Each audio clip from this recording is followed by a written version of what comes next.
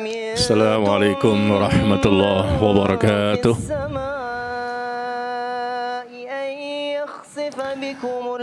Innal hamdalillah nahmaduhu wa nasta'inuhu wa nastaghfiruh wa na'udzu billahi min shururi anfusina wa min sayyiati a'malina. Man yahdihillahu fala mudilla lahu wa man yudlil fala hadiya lahu. Asyhadu an la ilaha illallah wahdahu la syarika lah wa asyhadu anna Muhammadan abduhu wa rasuluh sallallahu alaihi wa ala alihi wasallam. Ya ayyuhalladzina amanu taqullaha haqqa tuqatih wa la tamutunna illa wa antum muslimun, amma ba'd. Jamaah sekalian, Bapak Ibu yang berbahagia, kita kembali bersyukur kepada Allah Tabaraka wa Ta'ala. Di pagi hari ini kita akan membahas suatu tema yang baru. Setiap Rabu pertama biasanya kita membahas buku 50 sebab terhindar dari siksa kubur. Alhamdulillah sudah kita selesaikan pada pertemuan sebelumnya selama bertahun-tahun. Dan kali ini juga membutuhkan sekian tahun, ya, karena kita ketemunya sebulan sekali, ya. Pembahasan kitab berikutnya yaitu 50 sebab doa tidak terkabul. Ya. Buku yang berjudul 50 sebab doa tidak terkabul. Kalau sebelumnya 50 sebab terhindar dari siksa kubur, sekarang buku berikutnya yang saya tulis sebetulnya ini sudah lama, ya. Di tahun 2013. Ya. 50 sebab doa tidak terkabul, yang juga mesti diketahui, dipahami oleh setiap muslim. Ya, kenapa? Karena setiap hari kita berdoa, pagi, siang, sore, malam kita berdoa kepada Allah. Banyak sekali kebutuhan-kebutuhan dunia, kebutuhan akhirat, dan tentunya kita banyak sekali permintaan, permohonan, penjagaan, perlindungan, pertolongan, dan lain-lain. Dan kita minta hanya kepada Allah, karena hanya Allah yang bisa mengabulkan doa seorang hamba. Dan kita sudah sering bahkan berdoa, mungkin di dalam salat atau di luar salat, tetapi sampai hari ini bisa jadi ada doa-doa yang belum Allah kabulkan. Dan coba kita evaluasi, bagi Allah sangat mudah untuk mengijabah doa seorang hamba. Allah mendengar, Allah mengetahui, dan Allah melihat bagaimana hamba itu berdoa, memohon kepada Allah Tabaraka wa Ta'ala. Tetapi karena memang Allah mengetahui dan maha mengetahui, hamba tersebut memiliki penghalang-penghalang untuk terkabulnya doa, maka satu hal yang wajarlah, sehingga Allah belum berkenan untuk mengabulkan doa hamba tersebut. Dan ini musibah, ya, musibah yang besar, karena kita banyak kebutuhan untuk hidup di dunia ini, tentang diri kita, tentang pasangan hidup kita, tentang anak kita, rumah tangga kita, urusan kita banyak sekali tentang masalah hidup di dunia ini. Ya, tentunya kita ingin dibantu, ditolong, dimudahkan, diringankan, dan seterusnya. Apalagi kalau berkaitan dengan kebutuhan nanti di akhirat. Ya. Jadi setiap muslim harus tahu bagaimana caranya untuk berdoa dengan benar, ya, supaya Allah pun mengijabah doa-doa mereka. Sehingga akhirnya kita merasakan bahwa Allah itu selalu memberikan kemudahan, dan Allah selalu memberikan jalan keluar, solusi atas segala permasalahan yang kita hadapi selama di dunia. Jadi doa itu adalah ibadah. Ad-doa huwal ibadah. Ya, bagi yang sudah punya bukunya, silakan lihat di halaman 7. Di halaman 7 ada hadis dari Nabi SAW di mana beliau mengatakan ad-doa huwal ibadah. Doa itu adalah ibadah. Laisa syai'un akrama 'ala Allah minad doa. Tidak ada sesuatu yang lebih mulia di sisi Allah daripada doa. Doa itu ibadah, maka jangan dipersembahkan kepada selain Allah. Andai kata ada orang yang berdoa kepada selain Allah, maka jatuhlah dia kepada dosa syirik. Syirkud doa, mempersekutukan Allah dalam masalah doa. Ya, ini penting sekali, dan ini berkaitan tentang tauhid, tentang akidah, dan berkaitan juga tentang ibadah. Ya, karena doa itu adalah sesuatu yang berkaitan dengan tauhid dan ibadah bagi seseorang. Dan tidak ada sesuatu yang lebih mulia di sisi Allah dibandingkan doa. Subhanallah, Rasul mengatakan demikian ya pada hadis yang dikeluarkan oleh Imam Ahmad, At-Tirmidzi, Ibnu Majah dan lain-lain, bahwa tidak ada sesuatu yang lebih mulia di sisi Allah dibandingkan doa. Jadi kalau ada hamba itu berdoa kepada Allah, betapa senangnya Allah. Meskipun Allah tidak butuh kepada hamba itu. Allah tidak butuh kepada hambanya, kita yang butuh sangat kepada Allah. Tetapi kalau kita berdoa kepada Allah semata dengan cara berdoa yang benar, dan kita hilangkan penghalang-penghalang untuk tidak terkabulnya doa, maka tentunya ya besar peluang nanti doa kita akan dikabulkan. Maka perbanyaklah kita berdoa kepada Allah, dan yakinlah bahwa Allah itu maha segala-galanya. Ya. Dan kalaupun belum dikabulkan, doa lagi. Belum dikabulkan, doa lagi. Belum dikabulkan, doa lagi. Terus berdoa. Karena doa itu ibadah dan tercatat sebagai pahala. Ya, subhanallah. Dan sudah tercatat sebagai pahala, Allah ridho, Allah cinta, Allah senang diperlakukan dengan cara demikian. Tambah lagi doa kita juga diijabah. Dan tidak ada sedikit pun kesulitan bagi Allah untuk mengijabah doa seorang hamba. Langit dan bumi Allah ciptakan. Begitu mudahnya. Dunia dan akhirat milik Allah. Begitu mudahnya Allah menciptakannya. Apalah artinya? Sangat remeh, kecil sekali bagi Allah untuk sekedar mengijabah, mengabulkan doa seorang hamba. Apapun permintaannya. Allah Maha Kuasa dan Allah mendengar. Ya, dan kita lihat di buku ini, ya, silakan lihat di halaman 3. Di halaman 3 Allah mengatakan ud'uni astajib lakum. Berdoalah kepadaku, aku pun akan kabulkan permintaanmu. Berdoalah kepadaku. Jangan berdoa kepada selain Allah. Karena berdoa kepada selain Allah adalah bentuk kesyirikan, merupakan dosa besar yang paling besar. Ya. Berdoalah kepadaku, niscaya aku kabulkan permintaanmu. Ujibu da'watad da'i idza da'an. Aku mengabulkan permohonan orang yang berdoa apabila mereka memohon kepadaku. Hal seperti ini sebetulnya kita sudah paham ya. Allah mendengar, Allah melihat, Allah mengetahui ya doa yang kita panjatkan, dan Allah pun menyuruh berdoa hanya kepadanya semata. Kemudian wa atakum min kulli ma sa'altumuh, dan Allah memberikan apa saja yang kamu mohonkan kepadanya. Masalahnya ada enggak penghalang? Kalau ada penghalang, sebaik apapun kita berdoa, lafaz doanya bagus sekali dari Al-Quran dan hadis misalnya, panjang sekali, fasih sekali, tapi kemudian ada penghalang-penghalang untuk terkabulnya doa. Yang ini bukan kesalahan Allah tentunya, karena Allah tidak pernah salah, Allah tidak pernah zalim. Tapi hambanya yang bodoh, tidak berilmu, tidak paham bagaimana etika dan adab berdoa yang benar, bagaimana untuk menghindari penghalang-penghalang untuk terkabulnya doa. Ya, wa yastajibul ladzina amanu wa 'amilus shalihat wa yaziduhum min fadlih. Di halaman 4 Allah menyebutkan bahwa Allah memperkenankan orang beriman ini ketika mereka berdoa. Mereka beriman, mereka beramal saleh. Mereka beriman, mereka beramal saleh. Apalagi yang kurang? Wa yastajib. Dan Allah memperkenankan doa orang-orang seperti ini. Tapi meskipun dia orang beriman dan dia beramal saleh, sekali lagi janji-janji Allah begitu banyak ya. Yang kita tulis di sini begitu banyak di halaman 3 dan halaman 4. Bagi yang punya bukunya bisa dilihat. Janji-janji Allah berkali-kali Allah mengulangi, Allah memperkenankan, Allah mengijabah, Allah mengabulkan permohonan hambanya. Dan tidak ada yang bisa mengijabah doa kecuali Allah. Mohonlah kepada Allah semata. Tapi sekali lagi ternyata survei membuktikan pada diri kita barangkali atau pada orang lain tidak semua doa mereka dikabulkan ya. Nah tentunya kita ingin dikabulkan.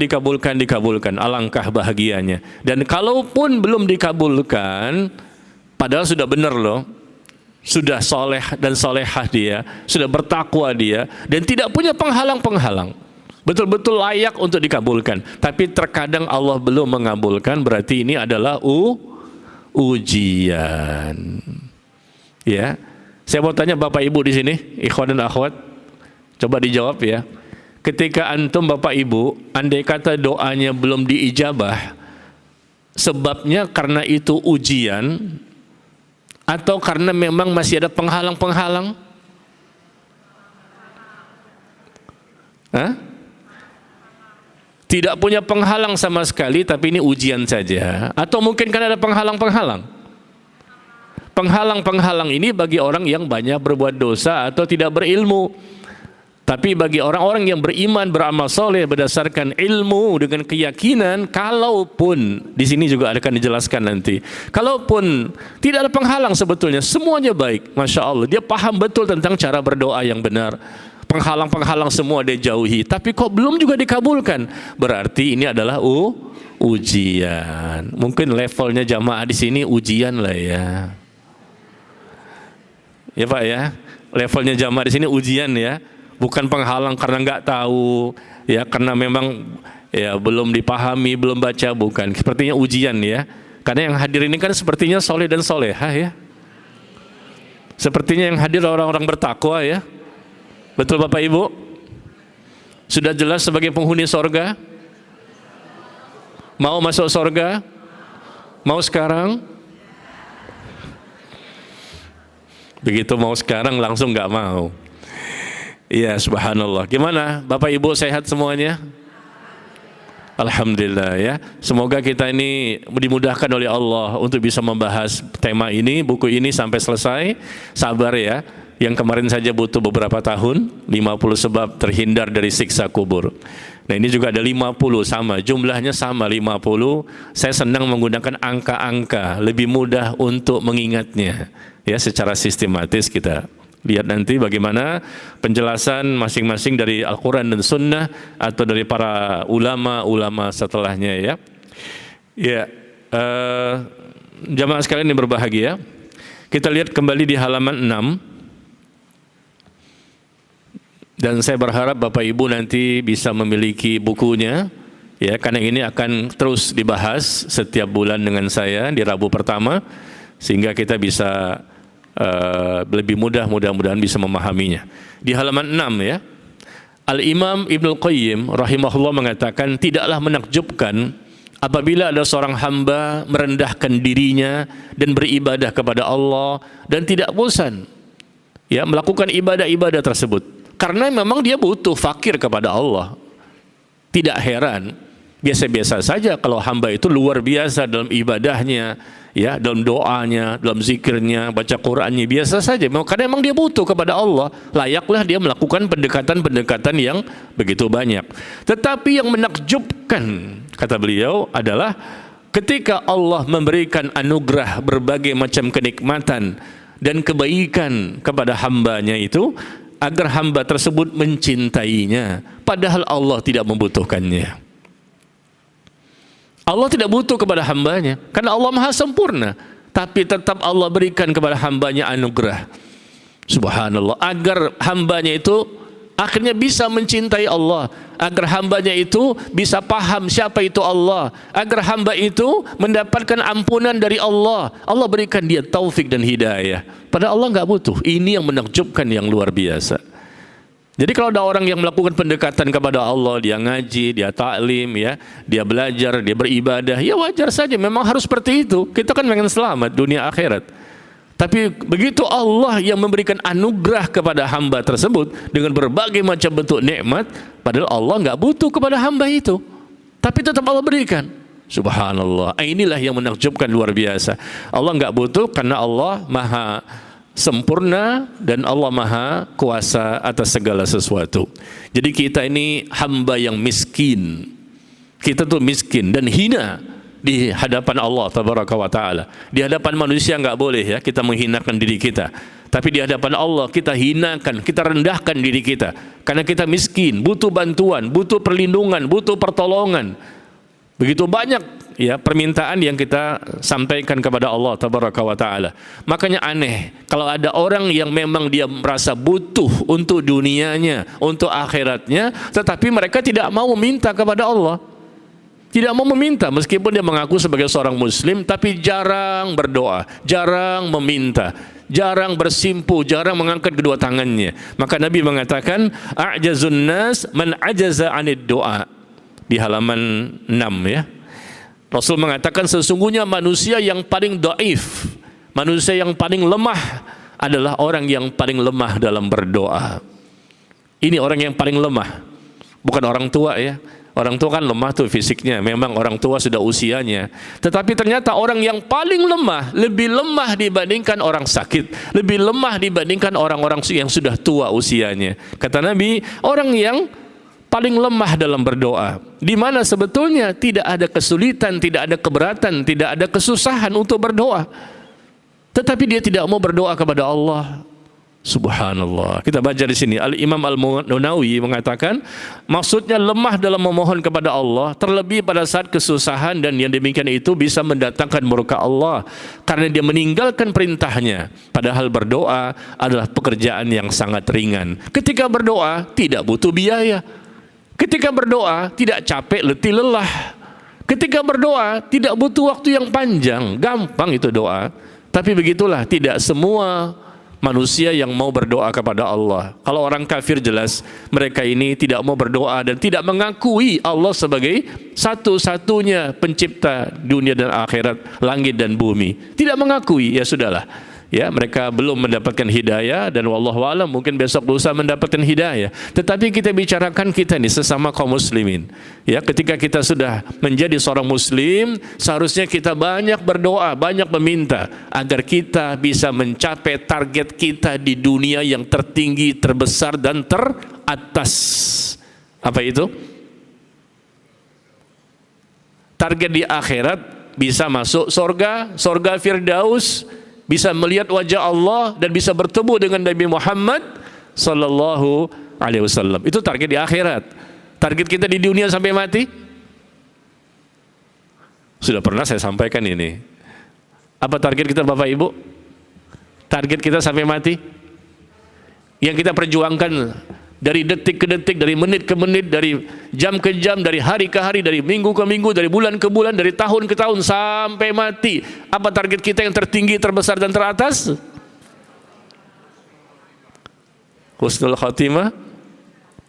Apa Ibu, Mbak? Husnul khatimah. Kita ingin bisa menjadi orang bertakwa. Orang bertakwa pasti husnul khatimah. Orang bertakwa, itulah target kita, dan Allah mengulang berkali-kali dalam Al-Quran. Wahai orang-orang yang beriman, bertakwalah kamu kepada Allah dengan sebenar-benarnya takwa. Ya ayyuhalladzina amanu taqullah wal tanzur nafsum ma qaddamat lighad. Wahai orang-orang yang beriman, bertakwalah kamu kepada Allah, dan hendaknya masing-masing diri mempersiapkan bekal sebelum datangnya kematian, bekal untuk hari esok. Watazawwadu fa inna khairaz zadi taqwa. Kata Allah tabaraka wa taala, berbekallah kalian, dan sebaik-baik bekal adalah takwa. Ya. Maka tadi saya kan tanya ya di awal-awal, apakah Bapak Ibu di sini sudah bertakwa semua? Kalau sudah, maka izinkan saya pulang. Kalau bertakwa ngapain lagi Pak ya? Tidak mendakwahi orang yang sudah bertakwa, sedangkan ustadznya belum bertakwa. Ya. Ternyata kita on the way ya, mudah-mudahan ya, proses menuju ketakwaan, dan jangan lama-lama nih. Kalau bisa hari ini juga kita sudah bertakwa, besok kita bertakwa, jangan lama-lama. Karena orang bertakwa lah satu-satunya yang akan diterima amal solehnya, yang Allah cintai, Allah ridhoi, Allah ampuni, Allah berkahi. Hanya satu, orang bertakwa. Kalau tidak bertakwa berarti amalnya nggak diterima. Dan orang bertakwa itu harus beriman, harus berilmu, dan harus beramal. Dan orang bertakwa pasti bertauhid. Orang bertakwa pasti akidahnya benar. Orang bertakwa pasti ibadahnya benar, mengikuti sunnah Nabi sallallahu alaihi wasallam. Dan orang bertakwa pasti akhlaknya juga mulia, ya. Ya, jadi jangan sampai kita menjadi orang yang paling lemah dalam berdoa. Kata Rasulullah, ajazun nas man ajaza anid doa. Selemah-lemahnya manusia, yang paling lemah adalah orang yang paling lemah dalam berdoa. Dia butuh kemaslahatan, kebaikan, apapun yang sifatnya duniawi sampai akhirat, tetapi dia tidak mau berdoa atau jarang berdoa. Padahal ini kan gampang sekali untuk dilakukan. Ya. Baik, jadi sekarang kita lihat di halaman 7. Kita masih mukadimah dulu ya. Di halaman 7, Allah mengawali kitabnya Al-Quran dengan surah Al-Fatihah. Ya, 30 juz Al-Quran. Dimulai awalnya dengan surah Al-Fatihah. Dan di surah Al-Fatihah terkandung doa. Ihdinas siratal mustaqim. Ya Allah, berikan kepada kami hidayah menuju jalanmu yang lurus. Dan Allah akhiri kitabnya ini, Al-Quran, juga dengan doa di surah An-Nas. Qul a'udzu birabbin nas, malikin nas, ilahin nas, dan seterusnya. Jadi Al-Quran dimulai dengan doa dan diakhiri dengan doa. Begitu luar biasanya nih masalah doa dalam pandangan Allah. Allah memulai Al-Quran dengan doa, tercantum dalam Al-Quran di surah Al-Fatihah, dan diakhiri Al-Quran dengan doa pada surah An-Nas. Subhanallah ya. Maka marilah kita beribadah. Ibadah itu banyak. Salat juga ibadah, puasa ibadah, zakat ibadah, haji umroh ibadah, berbakti sama orang tua, menuntut ilmu seperti ini juga ibadah. Tapi apakah ibadah yang paling banyak? Ibadah yang paling banyak kita lakukan selama di dunia sampai mati. Ibadah apa? Kok diam? Ibadah apa yang paling banyak kita kerjakan selama di dunia sampai mati? Salat cuma 5 waktu. Selebihnya salat sunnah ya. Apakah puasa Ramadan? Puasa Ramadan cuma sebulan dalam setahun. Haji umroh ya enggak banyak juga. Apa? Zakat cuma setahun sekali. Apa? Yang paling banyak harus kita kerjakan selama hidup kita ini adalah berdoa. Amal yang paling banyak. Kita keluar rumah tadi baca apa? Bismillah, tawakkaltu 'alallahi, la haula wala quwata illa billah. Di mobil, di motor sambil berjalan kita berdoa. Masuk masjid, Bismillah wassalatu wassalamu ala rasulillah. Allah maftahli abwaaba rahmatik. Ingin memulai kajian, Allah manfa'ni bima 'allamtani wa'allimni ma yanfa'uni wa zidni ilman warzuqni fahma. Ya. Kita keluar dari masjid, Bismillah wassalatu wassalamu ala rasulillah. Allahumma inni as'aluka min fadlik. Naik lagi ke mobil, ke motor, jalan lagi. Kemana? Doa selalu kita baca. Lihat contohnya, tebal banget ya. Contoh doanya yang Rasul baca dalam kehidupan sehari-hari. Mau pakai pakaian, baca doa. Mau makan, berdoa. Masuk WC, berdoa. Keluar dari WC, mau berhubungan suami istri, berdoa. Mau baca Quran, berdoa. Doa terus. Ini amal yang paling banyak. Berarti ini amal yang paling luar biasa dalam pandangan Allah. Ad-doa huwal ibadah. Dan ibadah yang paling sering kita lakukan itu doa. Kita doakan diri kita, begitu banyak kan, minta-minta segala macam, baik dalam salat maupun luar salat. Kita doakan suami, istri, anak, orang tua, kita doakan, apalagi mereka yang sudah meninggal dunia. Jadi jangan sampai kita sepelekan masalah doa ini, karena ini merupakan sebab, doa itu merupakan sebab orang itu akan bahagia dunia dan akhirat. Doa merupakan sebab orang itu akan selamat dunia dan akhirat. Doa merupakan sebab seseorang itu akan diberkahi hidupnya, ya, dunia dan akhirat. Doa merupakan sebab orang itu diampuni dosa-dosanya. Allahumma ighfirli wa li walidayya. Ya Allah, ampuni dosa-dosaku dan dosa kedua orang tuaku. Kan doa itu. Ya, subhanallah. Bahkan ketika kita salat, tahukah kita salat itu merupakan ibadah yang paling utama, paling agung, paling besar di sisi Allah. Salat itu bahasa Arab. Terjemahannya apa? Salat itu bahasa Arab, as-salah. Artinya apa? Doa. Istilah secara bahasa, salat itu artinya doa. Tapi secara istilah syariat, perbuatan dan perkataan yang dimulai dengan takbiratul ihram dan diakhiri dengan salam. Itu istilah syariat. Salat itu definisinya seperti itu. Perbuatan dan ucapan yang dimulai dengan takbiratul ihram, Allahu Akbar. Lalu kita terus ya sampai selesainya salam. Itu istilah syariat. Tapi istilah bahasanya as-salah itu artinya doa. Wala dzikrullahi akbar, kata Allah. Dan salat itu merupakan ibadah yang terbesar, ibadah yang paling mulia, dan amal yang pertama kali akan dihisab nanti pada hari kiamat adalah masalah ibadah salat. Ya, dan di dalam salat itu sendiri penuh dengan doa. Coba kita lihat agungnya kedudukan doa dalam Islam ya. Al-Quran dimulai dengan Al-Fatihah, isinya doa, diakhiri dengan doa ketika membaca surah An-Nas. Salat merupakan ibadah yang terbesar dan pertama kali akan dihisab nanti pada hari kiamat. Ternyata salat pun artinya doa.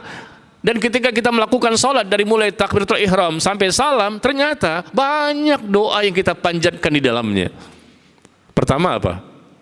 Doa pertama yang kita baca doa istiftah, Allahu akbar kabira walhamdulillahi katsira wa subhanallahi bukratan wa asila, atau yang lain misalnya. Setelah itu kita baca ta'awudz doa, a'udzubillahi minasyaitonir rajim. Lalu kita baca doa lagi ihdinas siratal mustaqim. Lalu kita baca doa lagi amin. Baca lagi doa di ayat-ayat atau surah-surah berikutnya. Ketika kita ruku, kita juga baca doa subhanakallahumma wa bihamdika Allahumma ighfirli. Ya Allah, ampuni dosa-dosaku. Sami Allahu liman hamida rabbana walakal hamdu. Lalu kita sujud subhanakallahumma wa bihamdika Allahumma ighfirli. Doa lagi, duduk lagi rabbi ighfirli warhamni wajburni. Doa juga. Sujud lagi, doa lagi. Ketika kita baca tahiyat, at-tahiyatul mubarakatus salawatut thayyibatu lillah. Assalamu ala nabi wa rahmatullahi wa barakatuh. Assalamu alayna wa ala ibadillahi salihin. Doa juga. Allahumma salli ala Muhammad. Ya. Kita baca juga dua kalimat syahadat sampai innaka hamidum majid. Setelah itu kita berdoa lagi sebelum salam. Allahumma inni a'udzubika min adzabi jahannam wa min adzabil qubur wa min fitnatil mahya wal mamat wa min fitnatil masiihid dajjal. Allahumma inni a'udzubika minal ma'thami wal maghrami, atau doa-doa yang lain. Setelah itu assalamualaikum warahmatullahi, doa juga. Assalamualaikum warahmatullahi, doa juga. Subhanallah. Ayo, ibadah apa yang tanpa doa? Seluruh ibadah dengan doa, terutama salat. Salat itu artinya doa, dan dari awal sampai akhir penuh dengan doa. Jadi kalau doa saja sudah tidak dikabulkan karena memiliki penghalang-penghalang, di sini disebutkan 50 ya. 50 sebab doa tidak terkabul. Sedangkan doa itu dia baca ketika salat. Berarti apa yang dia ucapkan ketika salat, Rabbighfirli warhamni wajburni, enggak diterima. Allahumma ighfirli, enggak diterima. Iyyaka na'budu wa iyyaka nasta'in, ihdinas siratal mustaqim, enggak diterima. Subhanakallahumma wa bihamdika Allahumma ighfirli, enggak diterima. Assalamu alayna wa ala ibadillahi salihin, enggak diterima. Allahumma salli ala Muhammad wa ala ali Muhammad, itu doa juga. Salawat itu doa. Allahumma salli ala Muhammad wa ala ali Muhammad kama shallaita ala Ibrahim wa ala ali, itu doa juga. Enggak diterima semuanya. Dari awal sampai akhir penuh dengan doa. Ketika berhaji, haji pun penuh dengan doa. Ketika umroh pun penuh dengan doa. Ketika sedang berpuasa, kita pun memperbanyak doa. Bahkan doanya dari orang yang berpuasa itu lebih besar peluang untuk dikabulkan, ya. Jadi mohon maaf, ini kita sampaikan mukadimah ini agak panjang. Karena apa? Karena ini betapa pentingnya, betapa urgennya satu doa itu dalam pandangan Allah, penting sekali, sangat penting. Inilah yang menjadi peluang untuk selamat atau tidak selamatnya seseorang. Di sorga atau di nerakanya seseorang tergantung juga kepada doa yang dia lakukan selama di dunia. Selama di dunia tidak berdoa, atau mungkin dia berdoa tapi doanya nggak dikabulkan, ya berarti nggak selamat. Dia tidak berdoa, jarang berdoa, atau berdoa tapi nggak dikabulkan, berarti nggak selamat. Dia minta, sudah berdoa, doanya fasih berhalaman-halaman begitu panjangnya, tapi dia punya penghalang. Coba perhatikan di sini penghalangnya di halaman 6 Romawi, ya. Daftar isinya ini. Di daftar isi halaman 6 Romawi, 50 penghalang terkabulnya doa. Coba kita lihat, kita ada di mana, nomor berapa nih? Ya. Tidak adanya keikhlasan dalam berdoa, tidak mengikuti sunnah Rasul dalam berdoa, tidak sabar, tergesa-gesa, tidak bertobat dari berbagai macam kemaksiatan, makanannya, minumannya, pakaiannya, hasil usahanya haram. Uangnya uang korupsi, manipulasi, berkhianat, menipu, berbohong, uangnya uang haram, nafkahnya nafkah haram, pakaiannya haram, makanannya dari hasil yang haram, enggak diterima doanya. Meskipun dia haji berkali-kali, doa sampai nangis-nangis minta ampun, enggak diijabah. Nah, itu yang kita khawatirkan, ya, nauzubillah min dzalik. Sedangkan kita ingin supaya dikabulkan oleh Allah. Afdalul ibadah huwa doa. Ibadah yang paling utama adalah doa. Baca di sini halaman 7. Rasul mengatakan ibadah yang paling utama adalah doa. Loh, bukannya sholat Pak Ustadz? Kata Allah dalam Al-Quran, ibadah yang paling utama sholat. Rasul mengatakan di hadis, ibadah yang paling utama doa. Apakah kontradiksi? Tidak. Karena sholat itu juga doa sebetulnya. Artinya doa. Dan ketika sedang sholat, isinya sebagian besar doa. Ya, makanya doa ini merupakan ibadah yang paling utama. Maka kita jangan meremehkan hal-hal seperti ini. Baik, jadi kita lihat kembali di halaman 8.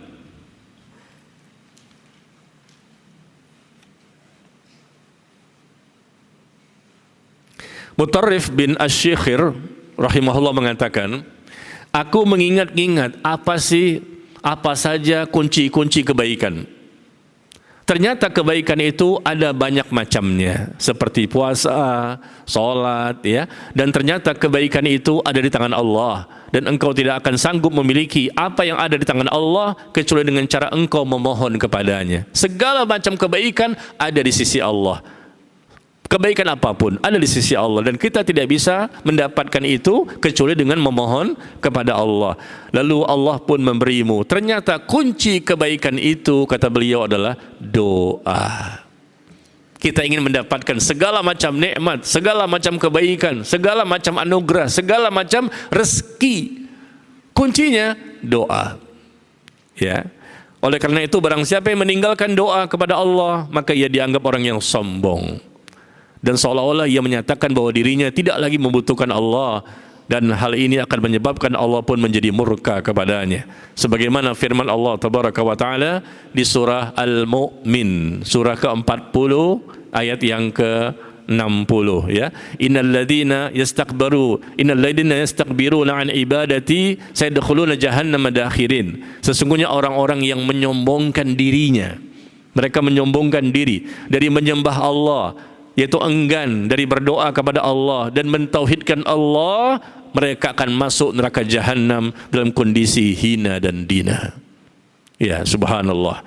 Dan Rasul mengatakan, man lam yas'alillah yaghdab alaih. Barang siapa yang tidak mau meminta, tidak mau berdoa kepada Allah, Allah akan marah kepadanya.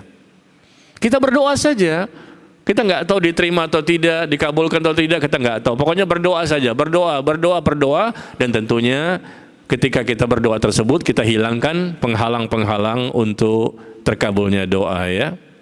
Jadi seperti itu jemaah sekalian, mintalah kepada Allah, jangan pernah kita itu berputus asa. Saya sudah berdoa Pak Ustadz, tapi belum dikabulkan, saya belum sembuh penyakit saya. Sabar, bisa jadi ada penghalang-penghalang pada diri kita. Coba evaluasi. Jangan pernah menyalahkan Allah. Kenapa ya? Saya sudah sholat, saya sudah haji, saya sudah ta'lim, saya sudah berhijrah, saya sudah bertaubat, tapi kok belum dikabulkan permintaan saya. Apakah ini ujian? Kalau ujian, ya ujungnya apa? Sabar. Karena memang setiap hamba itu akan mendapatkan ujian, dan dunia ini tempatnya ujian. Kalau kita tidak ada ujian kapan? Nanti ketika berada di surga. Ya, tapi apakah demikian? Jangan-jangan ini bukan ujian, tapi karena memang kita punya penghalang-penghalang, dan itu jumlahnya banyak. Sehingga akhirnya Allah pun belum berkenan untuk mengabulkan doa seorang hamba, ya. Walillahil asma'ul husna fad'uuhu biha. Allah memiliki nama-nama asma'ul husna, maka berdoalah kepadanya. Jadi kalimat berdoalah kepadanya Allah ulang-ulang berkali-kali. Wa idza sa'alaka ibadi anni fa inni qarib. Apabila hamba-hambaku bertanya kepadamu wahai Muhammad sallallahu alaihi wasallam, apabila mereka bertanya kepadamu tentang diriku, katakan aku itu dekat.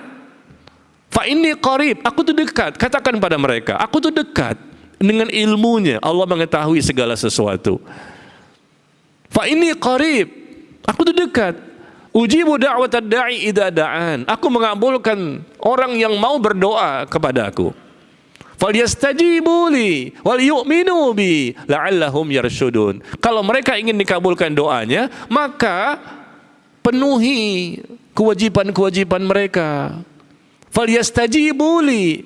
Itu di surah Al-Baqarah ya. Di surah Al-Baqarah ayat 186. Ya, Al-Baqarah 186. Apabila hamba-hambaku bertanya kepadamu tentang diriku, katakan aku itu dekat. Aku mengabulkan orang-orang yang berdoa kepada aku. Ya, maka hendaknya mereka ini yang ingin dikabulkan doanya, falyastajibu li, maka hendaknya mereka ya melakukan segala macam kewajiban-kewajiban yang diperintahkan kepada mereka. Lakukan kewajiban-kewajiban dengan ilmu yang benar. Lakukan bagaimana cara berdoa. Hilangkan penghalang-penghalangnya, la'allahum yarsyudun, agar nanti mereka berada di jalan yang lurus. Iya, jadi kita insya Allah udah paham lah. Kita kan cuma ya mengulang kembali ya bagaimana pentingnya kita membahas tema ini, sangat penting dan setiap muslim wajib untuk mengetahui sebagaimana tema sebelumnya ya, 50 sebab terhindar dari siksa kubur. Wajib dipahami. Kenapa? Kita tahu kita akan mati dan kehidupan akan berakhir dan kita akan masuk ke alam kubur. Bagaimana cara terhindar dari siksa kubur? Yang penting kita berupaya, berusaha maksimal, mati-matian, habis-habisan. Setelah itu kita tawakal kepada Allah. Ya, kita lakukan dengan ilmu, bukan dengan hawa nafsu. Ya, inilah kurang lebih sebagai muqaddimah ya. Muqaddimahnya agak lama sedikit, ada sekitar setengah jam ya.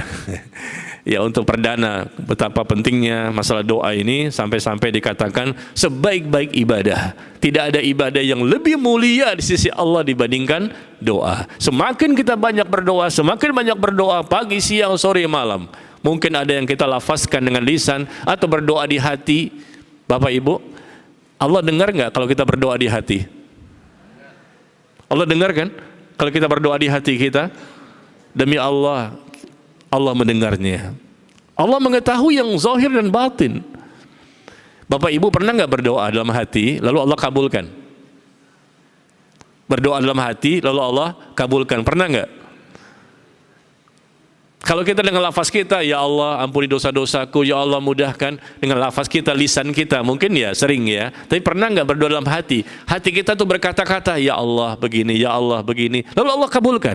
Pernah nggak? Allah itu maha mendengar. Mau kasih contoh? Saya pernah di kamar ya, saya kan penghalang ini masih banyak juga sebetulnya. Saya pernah di kamar, haus, ingin minum. Ini dan ini bukan kebetulan. Kita meyakini bahwa seluruh kejadian itu terjadi dengan izin Allah. Dalam hati saya berdoa, ya Allah ketuklah pintu hati istriku agar dia membawa air minum kepadaku. Mudah-mudahan dia terketuk hatinya membawakan air minum. Saya merasa haus di kamar, lagi buka-buka handphone, haus, pengen minum, keluar males. Mudah-mudahan istri membawakan. Saya minta kepada Allah, terus terang ini pernah kejadian. Ya meskipun penghalang-penghalang masih banyak. Akhirnya apa yang terjadi? Tidak lama setelah itu istri masuk, bawa air minumnya. Hah? Subhanallah, Allahu Akbar. Gimana kita nggak yakin Bapak Ibu? Demi Allah gimana kita nggak yakin? Kita ngomong dengan di hati kita, dan ini bukan kebetulan. Jangan pernah mengatakan kebetulan. Ah, ini karena kebetulan aja istri pas masuk bawa air putih. Enggak. Semua ini kejadian dengan izin Allah. Dan ini bukan suatu kebiasaan. Biasa tiap hari bawa air putih, tiap hari bawa air putih ke kamar. Enggak biasa juga.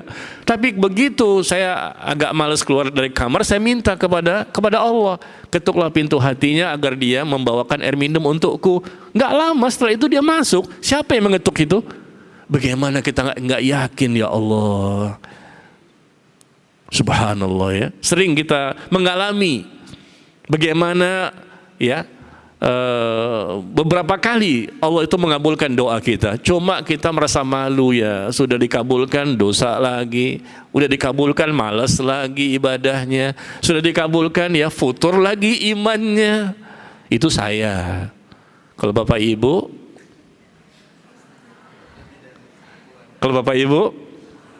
sudah dikabulkan, makin melejit ibadahnya gitu ya. Masya Allah. Baik, sekarang kita masuk. Doa dikabulkan, pintu-pintu langit dibukakan. Dan ini merupakan suatu anugerah yang luar biasa. Karena tidak semua hamba-hamba Allah itu dikabulkan doanya. Kita lihat sebab pertama ya. Sebab pertama dari 50 sebab doa tidak dikabulkan. Di halaman 12. Pertama, tidak adanya keikhlasan dalam berdoa. Ketika berdoa, enggak ikhlas. Bagaimana mungkin? Doa itu ibadah. Ibadah itu akan diterima kalau memenuhi 2 persyaratan. Pertama, niatnya ikhlas karena Allah semata, bukan riya, bukan sum'ah, bukan ujub, bukan sombong, ingin pamer, ingin terkenal, ingin dipuji, enggak mungkin ibadah diterima. Betul-betul karena mengharapkan wajah Allah. Yang kedua, syarat kedua untuk diterimanya ibadah itu ibadah tersebut harus sesuai dengan dalil, keterangan, contoh, tuntunan dari Nabi SAW. Di semua ibadah sebetulnya. Nah, kita cantumkan di poin pertama, tidak adanya keikhlasan dalam berdoa. Betul-betul hanya Allah yang dia inginkan. Barang siapa yang dia berdoa kepada selain Allah, atau dia berdoa kepada Allah tujuannya ingin yang sifatnya duniawi, maka tentunya dia berdosa besar. Riya itu termasuk syirik kecil. Ujub, berbangga-bangga dengan dirinya, termasuk syirik kecil. Sum'ah, ingin menceritakan amal ibadahnya kepada orang lain dengan tujuan ingin dipuji, juga termasuk syirik kecil. Kecil memang, tapi kecil-kecil syirik. Dan syirik kecil itu merupakan dosa besar. Bagaimana Allah akan mengabulkan doa seorang hamba? Ternyata dia berdoa untuk mendapatkan sesuatu yang sifatnya duniawi. Innallaha la yaqbalu minal amal illa ma kana lahu khalisan wa butughiya bihi wajhu. Sesungguhnya Allah tidak menerima amal perbuatan seorang hamba kecuali yang ikhlas dan dimaksudkan dengan amal tersebut untuk mencari wajah Allah semata. Bukan sifatnya duniawi. Kalau baca salawat, niatkan untuk bisa punya mobil. Baca salawat, niatkan pengen punya rumah. Nah, ini enggak boleh. Salawat kan doa. Allahumma shalli ala Muhammad wa ala ali Muhammad. Allahumma shalli ala Muhammad wa ala ali Muhammad. Niatnya supaya baca salawat ini supaya nanti kamu bisa punya rumah, bisa punya mobil. Enggak boleh seperti itu. Kita ini berdoa, salawat itu doa. Niat kita karena Allah. Apakah nanti Allah akan mudahkan seperti apa? Alhamdulillah. Tapi niat awalnya karena Allah semata. Ingin mendapatkan kebaikan di dunia dan kebaikan di akhirat. Allah sudah tahu apa keinginan kita, Allah sudah tahu kita butuh apa, ingin apa, yang sifatnya untuk kebaikan kita, kemaslahatan kita dunia dan akhirat. Ya, sekali lagi niatkan untuk Allah semuanya. Karena sekarang lagi tren ini. Lagi tren membaca salawat lalu diniatkan untuk beli yang sifatnya duniawi. Remeh sekali doa seperti itu. Allah memang memiliki pahala yang Allah berikan itu pahala dunia dan pahala di akhirat. Pahala di dunia yang lebih dari mobil, lebih dari motor, lebih dari rumah. Pahala di dunia yang Allah berikan kepada hamba apa itu? Ilmu yang bermanfaat, tambahan taufik dan hidayah, diberikan pemahaman yang benar, yang lurus tentang agama ini, terhindar dari syubhat dan syahwat. Itu pahala dunia. Diberikan kesehatan untuk bisa lebih banyak lagi beribadah, banyak beramal saleh, itu pahala dunia. Man kana yuridu thawabad dunya fa indallahi thawabad dunya wal akhirah. Coba buka An-Nisa 134. An-Nisa 134. Bapak Ibu tidak usah buka Quran lagi bagi yang sudah hafal.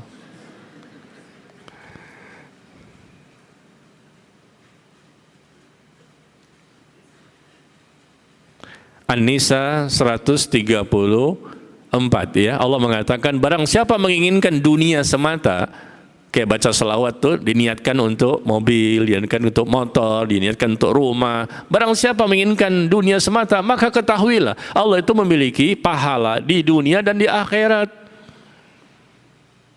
Ya. Ganjaran, balasan kebaikan yang Allah berikan itu di dunia dapat, di akhirat dapat. Di dunia banyak sekali yang kita butuhkan. Ya, dan Allah Maha mengetahui apa yang kita inginkan.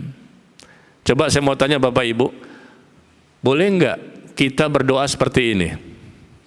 Kemarin saya mengajar di daerah Jakarta, Bambu Apus. di Masjid Al-Falah. Dan ada yang bertanya langsung, Pak Ustadz, boleh nggak saya meminta kepada Allah dalam berdoa saya, meminta 500 triliun pound sterling? Boleh nggak Pak? Boleh nggak Pak Ustadz saya minta seperti itu? 500 triliun pound sterling. Saya bilang kenapa nggak dolar? Pound sterling lebih tinggi Pak Ustadz dibandingkan dolar. Katanya begitu. Nah saya mau tanya Bapak Ibu nih, boleh nggak kita berdoa seperti itu? Yang mengatakan boleh coba angkat tangan. Yang mengatakan boleh. Yang mengatakan tidak boleh angkat tangan. Hah? Yang abstain, tidak punya pendapat. Intinya tidak boleh. Nggak boleh berdoa seperti itu. Ya Allah berikan kepadaku 500 triliun pound sterling. Nggak boleh. Kenapa? Kalau Allah kabulkan, Allah berikan dengan jumlah seperti itu, bahkan lebih besar lagi. Apakah itu pasti ada kebaikan nantinya? Pasti ada kebaikan? Ada keberkahan?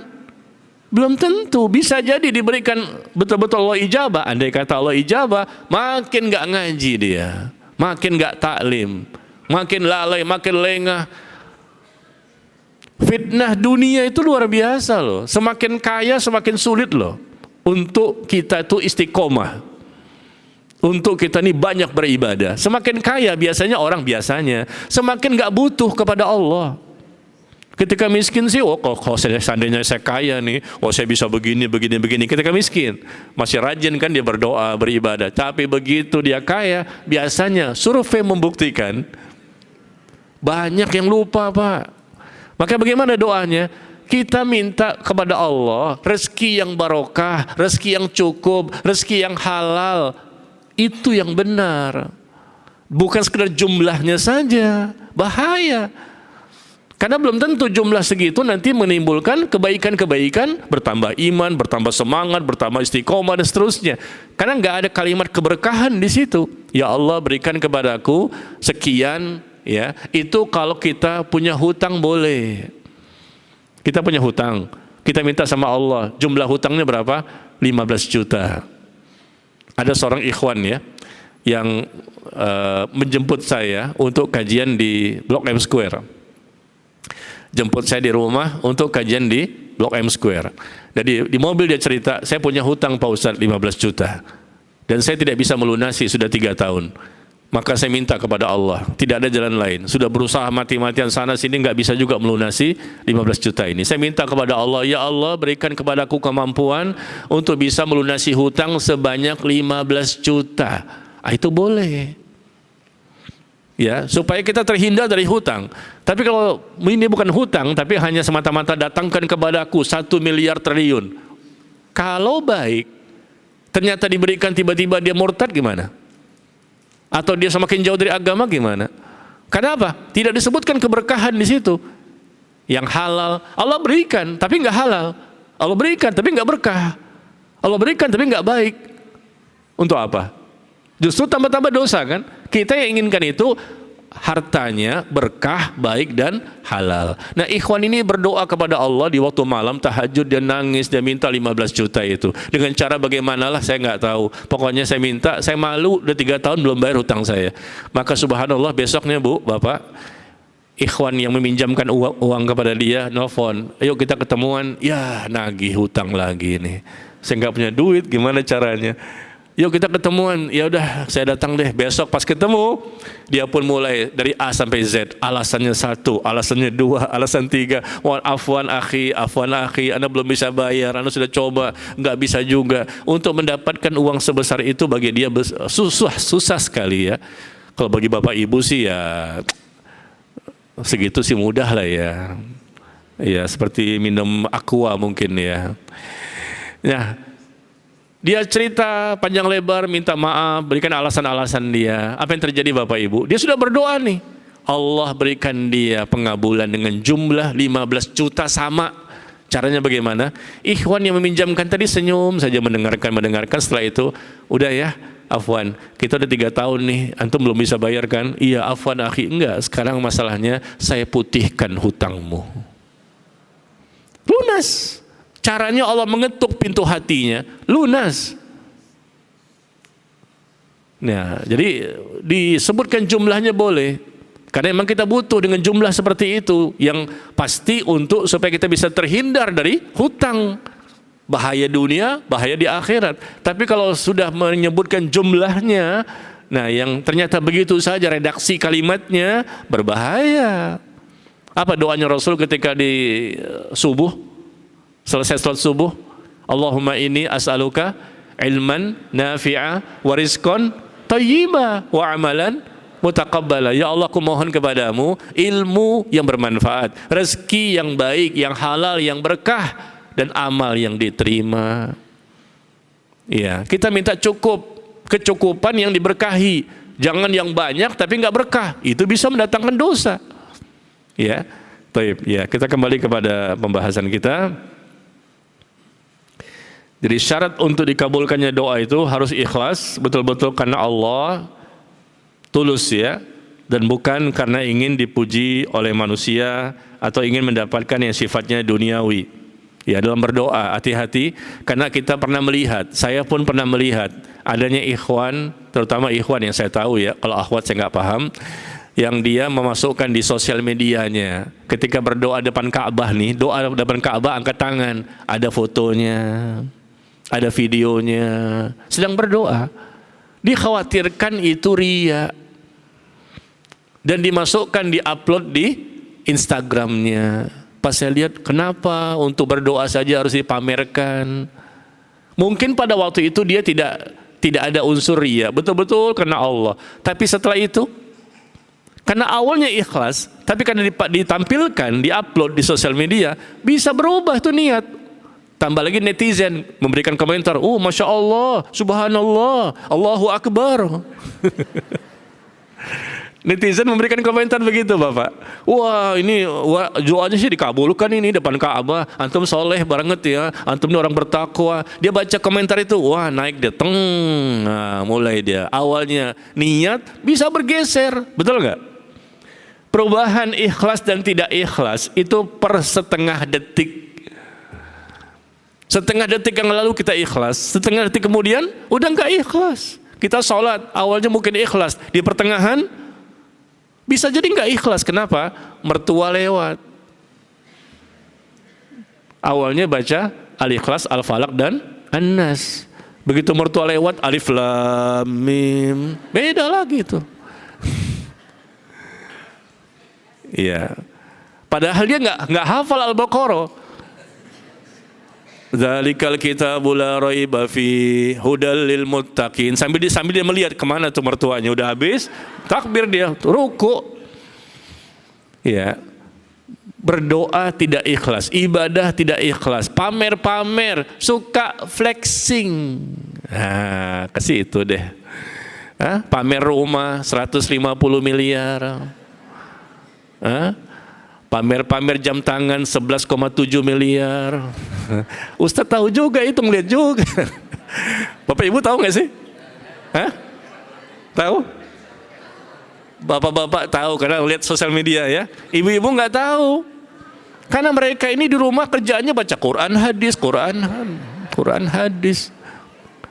Jadi nggak tahu sosial media yang viral nggak tahu Bu ya. Masya Allah, bacanya Quran dan hadis. Jadi berita apapun nggak tahu, karena di hatinya sudah di akhirat. Jasad di dunia, hati udah sampai di sorga. Masya Allah. Ini kan nggak ikhlas dalam berdoa, nggak ikhlas dalam beribadah. Ingin pamer, ingin ria, ingin dipuji, flexing sana, flexing sini, pamer tas, Hermes, Kremes, Christian Dior, Gucci. Wah, hafal juga tuh pengen. Iya, ini kan berdosa besar itu. Nggak boleh pamer-pamer mobil mewahnya begitu banyak, rumahnya begitu banyak. Wah, akhirnya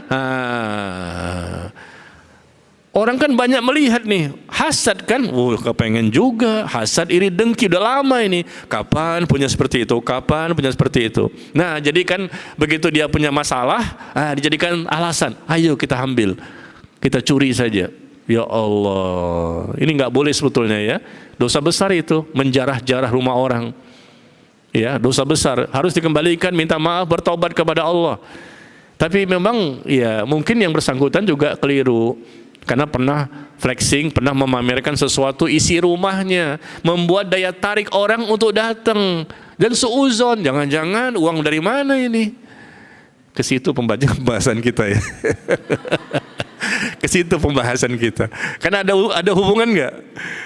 Kan masalah riya tadi kan, pamer-pamer dalam doa, tapi juga dalam kehidupan sehari-hari. Ya, akhirnya mencari kesempatan dalam kesempitan, diambillah hartanya. Nauzubillah ya. Jangan ditiru ya, ibu-ibu nih, terutama yang suka flexing siapa? Yang suka flexing bapak-bapak atau ibu-ibu? Yang suka pamer-pamer bapak-bapak atau ibu-ibu? Hah? Biasanya ibu-ibu sih. Ya, dengan jilbabnya dipamerkan, dengan bajunya dipamerkan, dengan tasnya dipamerkan. Bahkan satu lemari itu tasnya dipakai cuma 1, 2, 3, satu lemari, sisanya kemana? Sepatunya juga satu lemari. Ada di YouTube tuh Pak, kan saya melihat juga. Supaya jadi bahan buat saya, bahan untuk ngomong, karena saya pernah lihat satu lemari itu sepatunya, ya Allah, mahal-mahal Pak. Itu akan dihisab nanti pada hari kiamat. Tsumma latus'alunna yauma idzin 'anin na'im. Kemudian nanti pada hari kiamat mereka akan dihisab dengan hisab yang berat. Karena mubazir, ya, tidak dipakai juga, hanya dipertontonkan untuk dipuji, disanjung. Lihat Qarun. Qarun flexing. Dia mau bawa seluruh hartanya dengan begitu banyak pengawalnya, dia flexing, ditampilkan kepada orang lain. Banyak orang merasa, oh enak ya kalau punya harta seperti itu, andaikan saya punya seperti itu. Ini orang yang sudah flexing duluan, dulu ya, ribuan tahun yang lalu tuh Qarun duluan. Jadi kalau orang yang suka flexing berarti mengikuti sunnah.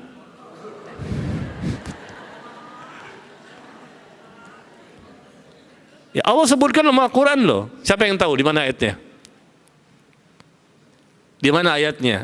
Allah mengatakan Qarun itu flexing, memamerkan kekayaannya. Dia keluar dari rumahnya membawa begitu banyak hartanya, begitu banyak pengawalnya, dipanggul. Orang yang manggulnya saja begitu banyak. Tidak ada orang yang lebih kaya dibandingkan dia pada saat itu. Tapi akhirnya Allah benamkan rumah dan dirinya, hartanya ke dalam bumi, dan disiksa kubur sampai hari kiamat. Tapi dia flexing. Dulu tidak pakai sosial media, nggak ada kan Instagram. Tapi flexing dengan cara apa? Keluar rumah, ditampilkan semuanya itu hartanya. Nah, orang banyak, wah semoga kita bisa seperti dia. Andaikan kita bisa seperti dia. Ya akhirnya apa? Allah langsung yang mengazab, dibenamkan ke dalam bumi. Surah apa? Al-Qasas ayat. Hah? Ya, coba buka surah Al-Qasas ya. Surah ke-28 ya. Surah Al-Qasas surah ke-28. Ya ini penting ya. Ayat ke-79.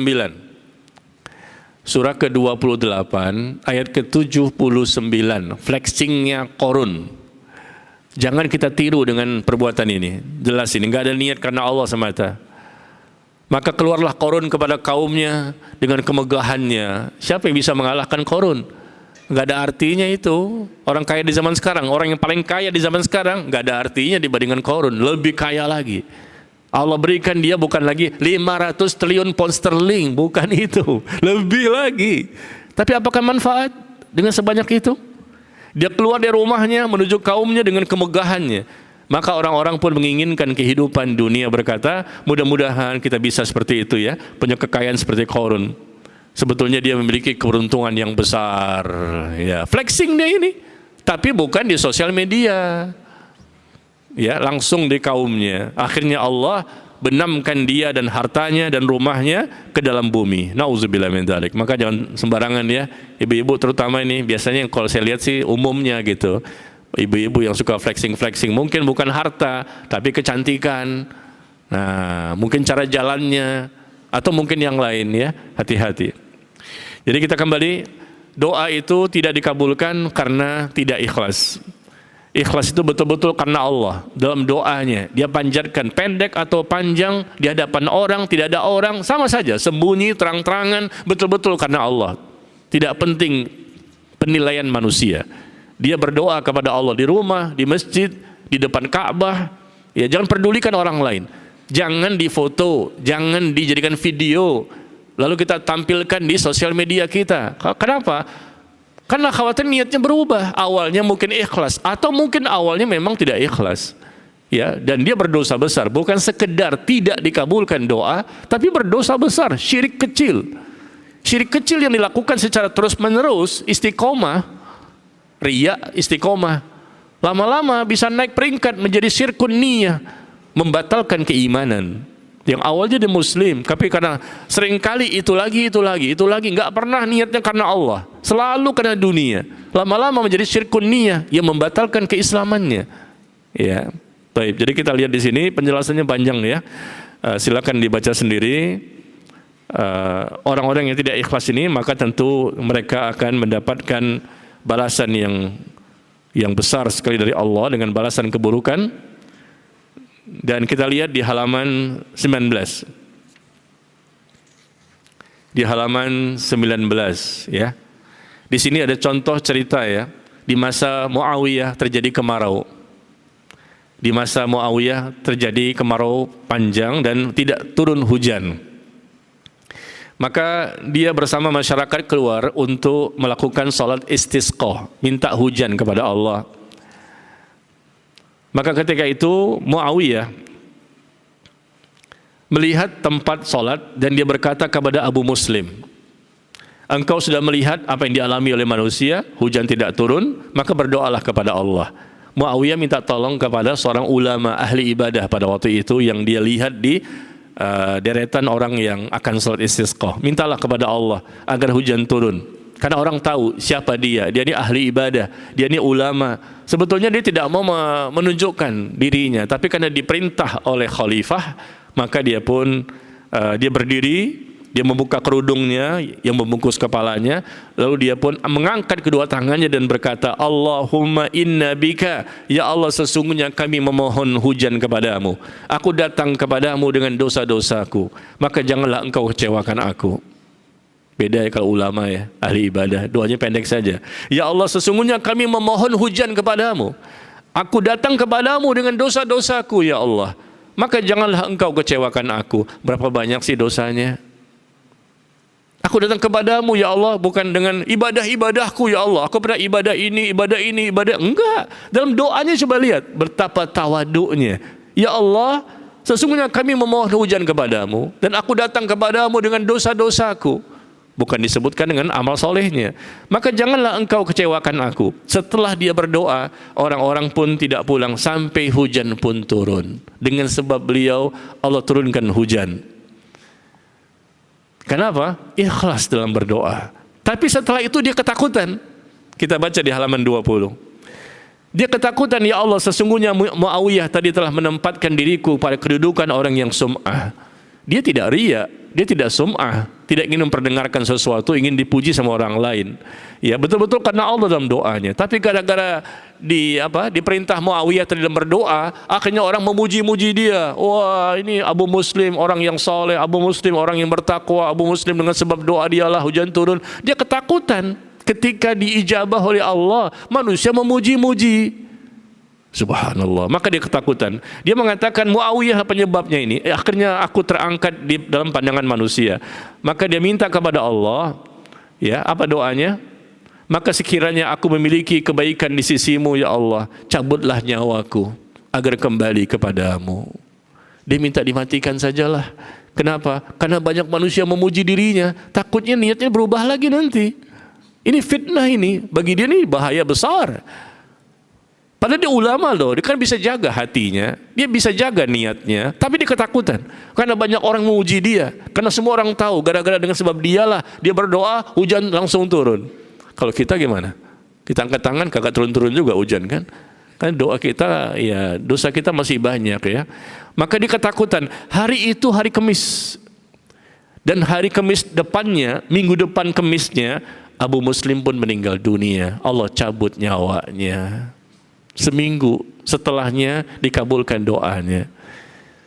Boleh nggak minta mati seperti ini? Boleh, kata para ulama, kalau memang takut fitnah. Kita nggak boleh minta mati ya, karena bisa jadi hidup lebih baik dibandingkan kematian.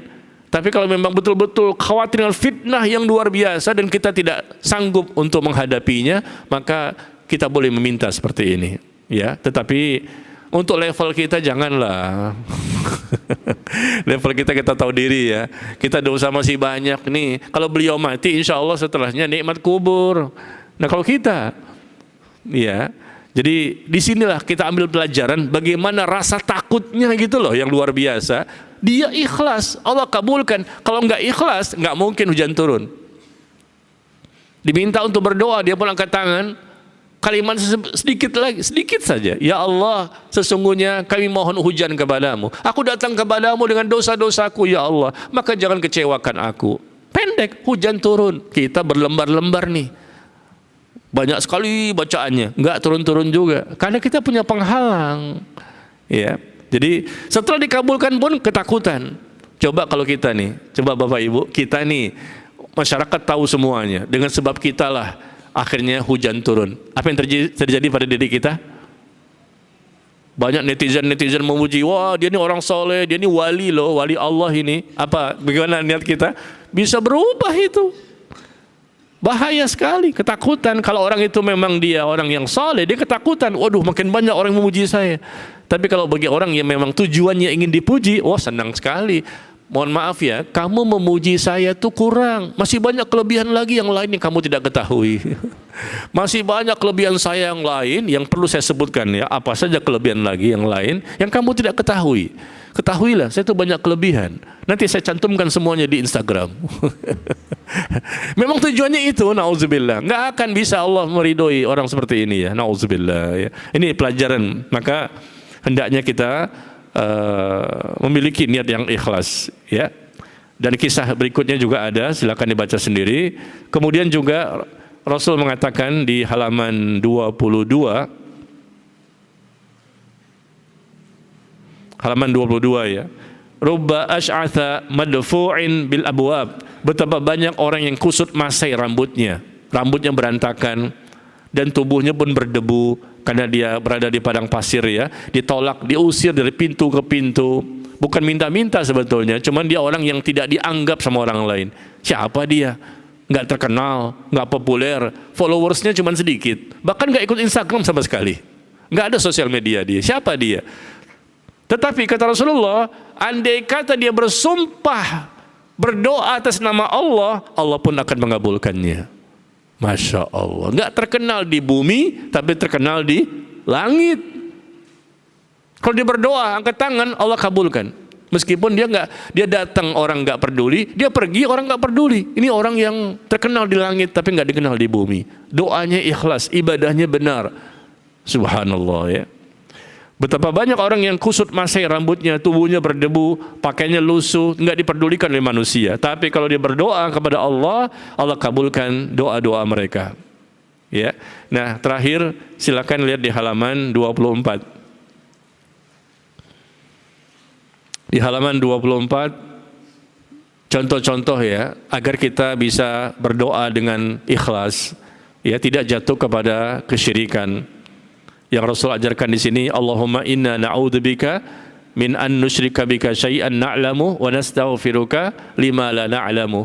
Ya Allah, sesungguhnya aku berlindung kepadamu dari mempersekutukanmu dengan sesuatu yang kami ketahui, dan kami mohon ampunan kepadamu dari melakukan kesyirikan yang kami tidak mengetahuinya.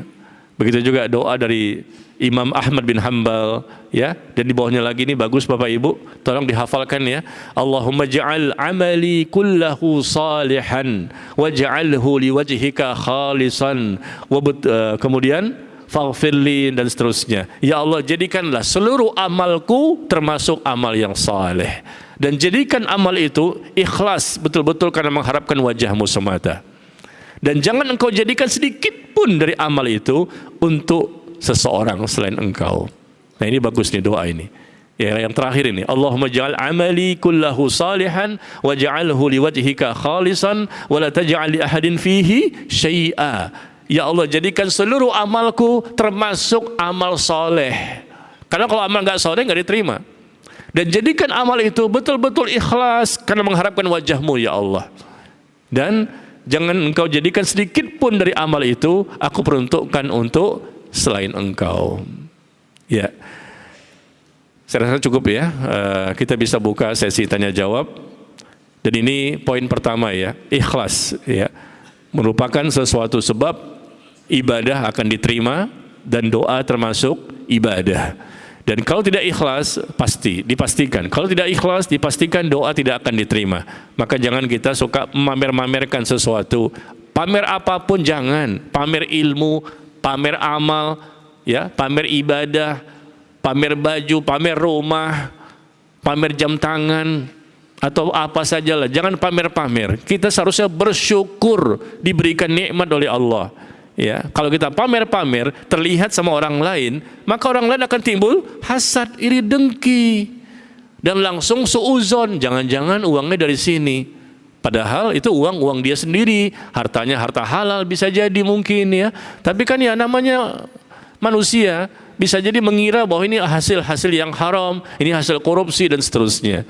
Ya, maka hati-hati. Kalau kita memang ingin sesuatu cukup kita pakai, jangan kita pamer-pamerkan, dan jangan berlebihan juga dalam harta ini. Ya, cukup sesuatu yang kita sukai, yang tidak terlalu berlebihan, karena masih banyak kaum muslimin yang membutuhkan bantuan kita. Kira-kira sampai di sini ada pertanyaan?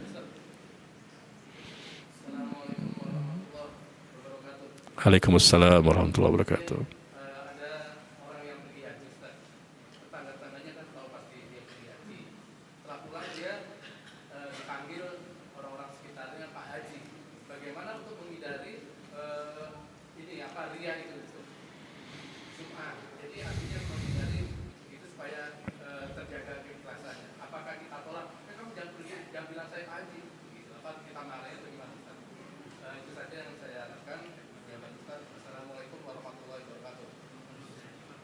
Iya, barakallahu fiik.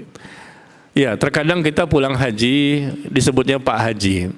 Tetapi kenapa ketika sedang selesai sholat kita nggak dipanggil Pak Sholat? Ketika selesai umroh nggak ada Pak Umroh. Selesai puasa Ramadan nggak ada Pak Puasa Ramadan. Tapi kalau haji khusus ada sebutan Pak Haji. Ya, ini berkaitan dengan harta.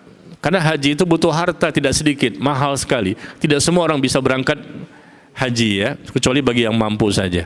Nah, kalau kita dipanggil Pak Haji, kita nggak bilang bahwa saya haji, bahkan namanya pun dirubah. Kartu namanya Haji titik. Ya, H titik, nambah lagi pakai H titik. Ini orang mohon maaf ya, saat ini kelihatannya biasa loh. Banyak, bahkan ustadznya pun suka menambahkan H titiknya itu setelah mereka berangkat haji. Kita bicara apa adanya. Kita nggak tahu niatnya apa. Tapi perbuatan seperti ini jelas membuka peluang adanya riya. Seharusnya kita tutup. Ustadz ini dulu namanya misalnya Budi misalnya, Ustadz Budi. Begitu dia pulang haji, Ustadz H titik Budi. Dia tulis di sosial medianya, Ustadz H titik Budi. Oh berarti dia sudah haji. Dulunya belum haji, nggak ada tuh H titik. Kenapa dia cantumkan? Dia kan Ustadz. Seharusnya lebih memahami. Kata dia, saya ikhlas karena Allah. Barangkali mungkin ikhlas, oke lah. Tapi kan dengan pencantuman titel haji itu bisa membuka peluang untuk riya. Siapa yang bisa menjamin bahwa kita akan ikhlas selama-lamanya sampai mati? Ada nggak yang bisa menjamin? Saya pasti ikhlas, sampai mati saya ikhlas. Siapa yang bisa menjamin? Godaan syaitan itu sangat besar. Bahkan perpindahan dari ikhlas ke riya itu per setengah detik. Dulunya Kiai Budi, Ustadz Budi, begitu pulang haji, Kiai Haji Budi, pakai haji. Kenapa? Seharusnya tokoh agama itu mencontohkan, jangan pakai titel haji, karena memang tidak ada tuntunan, tidak ada contoh, tidak ada keterangan. Rasulullah sudah haji, para sahabat sudah haji, para tabi'in, para imam, para ulama-ulama terdahulu bahkan hajinya sampai 70 kali, 50 kali. Ini cuma sekali-kalinya haji, langsung H titik di kartu namanya, di sosial medianya. Bukankah ini bisa membuka peluang? Saya tidak seuzon ya bahwa dia pasti riya ini. Tapi kan ya kita nggak tahu itu urusan dia sama Allah. Tapi dengan dia tulis seperti itu, dia khawatirkan nanti bisa membuka peluang. Karena meskipun dia ustadz, meskipun dia kiai, meskipun apa namanya, tetap saja itu bisa merubah niat seseorang. Amal dalam Islam, Bapak Ibu, ikhwan dan akhwat, amal dalam Islam yang paling berat apa itu? Ikhlas. Paling berat.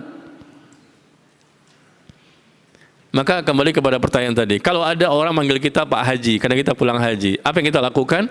Nah, kita sampaikan kepadanya, maaf, Anda jangan manggil saya Pak Haji Budi misalnya, namanya Budi ya. Jangan Pak Haji Budi. Kenapa? Karena saya tidak ingin mendapatkan titel seperti itu setelah saya pulang haji. Pertama, itu tidak ada tuntunannya, tidak ada contoh keterangan dalil ya memakai titel seperti itu. Ibadah tuh banyak. Habis berdoa, kenapa enggak Pak doa apa misalnya, Pak sholat, nggak ada khusus haji. Ini tidak ada tuntunan. Satu pun ulama zaman dahulu nggak ada memakai istilah haji. Rasulullah, sahabat, tabi'in, tabi'ut tabi' selama berabad-abad nggak ada. Mereka menyembunyikan ibadahnya, bukan menyampaikan, menceritakan. Saya sudah haji 5 kali, umrah sudah 12 kali. Pas tahun ini saya nggak bisa berangkat. Kenapa? Kena haji furoda. Saya lihat di YouTube, Pak. Ada seorang tokoh agama, dia mengatakan, saya sudah 5 kali haji, menceritakan 5 kalinya tokoh agama ini. Dan saya sudah 12 kali umroh, tapi tahun ini saya nggak bisa berangkat haji, karena hajinya haji furoda, sampai ketawa cengeng-cengengesan. Ya Allah, kenapa dia sebutkan? Yang nanya siapa? Yang nanya kamu berapa kali haji? Nggak ada kok, dia sebutkan sendiri. Orang yang sudah haji itu, semakin banyak hajinya. Kenapa para ulama mengulang-ulang hajinya? Kan sekali seumur hidup kan? Sekali seumur hidup. Kenapa diulang sampai 10 kali? Al-Imam Al-Albani 30 kali. Al-Imam bin Baz 49 kali hajinya. Ya mereka tinggal di sana. Kita berapa kali? Sekali udah luar biasa. Ya, ini bukan masalah ada uang atau tidak ada uang. Masalahnya kan ya, siapa yang berminat? Kadang-kadang ada uang pun tidak berminat juga. Saya punya jamaah saya 14 tahun di kota Jeddah.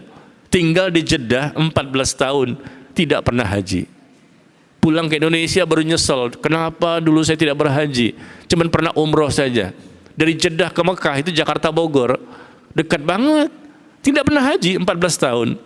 Padahal dia tinggal di sana. Ya, jadi kalau ada yang mengatakan menyebut bapak dengan Bapak haji, sampaikan kepadanya, nggak boleh seperti itu, karena ini nggak ada tuntunan dalam syariat. Dan yang kedua, kita katakan bahwa ibadah itu harus ikhlas. Ya, jangan sampai nanti saya berubah niatnya gara-gara pujian dari kamu, menganggap saya sudah haji. Memang sudah haji, tapi dengan panggilan seperti itu, saya khawatir terbuka peluang untuk bisa riya. Yang ketiga, kita pun berdoa.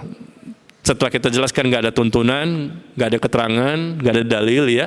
Yang kedua, bisa dikhawatirkan saya akan timbul riya, sehingga niatnya bukan karena Allah lagi. Yang ketiga, kita berdoa, Allahumma la tu'akhidni bima yaqulun waghfirli ma la ya'lamun waj'alni khairan mimma yazunnun. Itu doanya Abu Bakar As-Siddiq radhiyallahu an. Ketika Abu Bakar As-Siddiq dipuji sama orang lain, dipuji ya, levelnya pantas dong dipuji Abu Bakar. Kalau kita kan dosanya banyak. Ini Abu Bakar dipuji, tapi beliau merespon dengan ucapan itu, Allahumma la tu'akhidni bima yaqulun waghfir li ma la ya'lamun waj'alni khairan mimma yazunnun. Tahu artinya?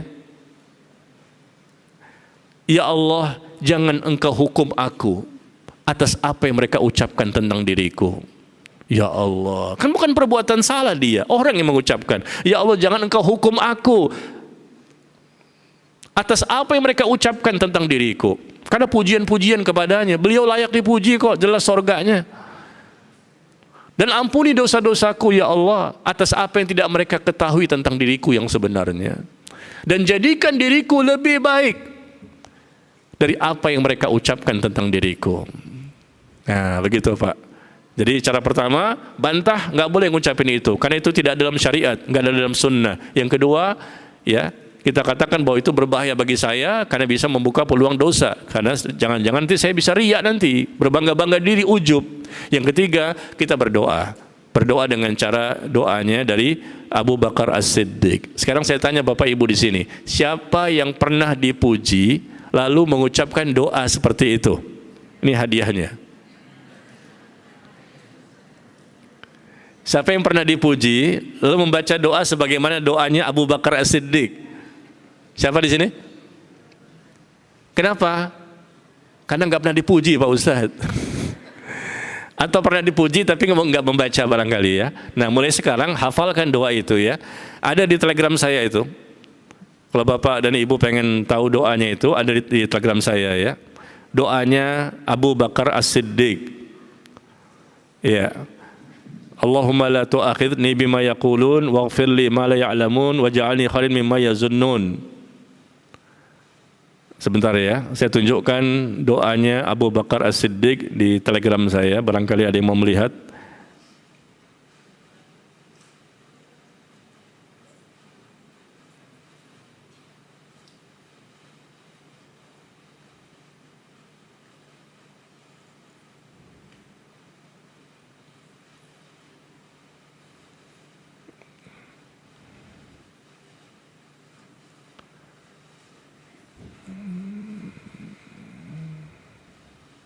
Ya, di tanggal 4 September. Tanggal 4 September ya, setahun yang lalu, 2024. Bisa nggak mencarinya? Atau saya posting saja? Posting baru aja? Baik, saya posting sekarang ya. Postingan baru di Telegram ya, bukan Instagram, di Telegram. Ya, sudah. Doa jika dipuji sama orang lain. Silakan dilihat.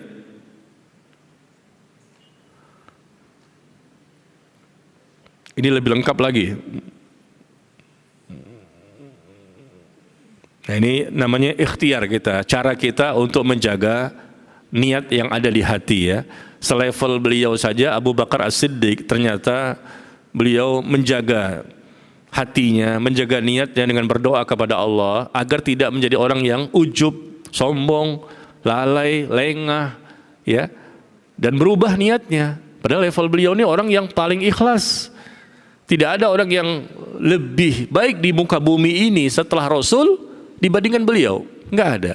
Setelah Rasul beliau orang yang paling terbaik dalam Islam ini. Dan Rasul sudah menjanjikan kepadanya dengan surga. Tapi beliau bagaimana? Rasa takutnya, berubahnya niat ya, ketika dipuji sama orang lain. Gimana Bapak Ibu bisa menghafal doa ini?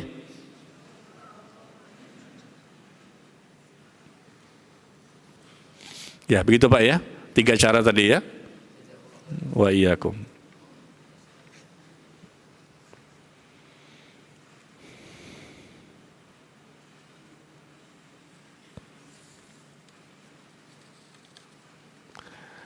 Pak Ustadz, apakah tidak boleh meminta kaya?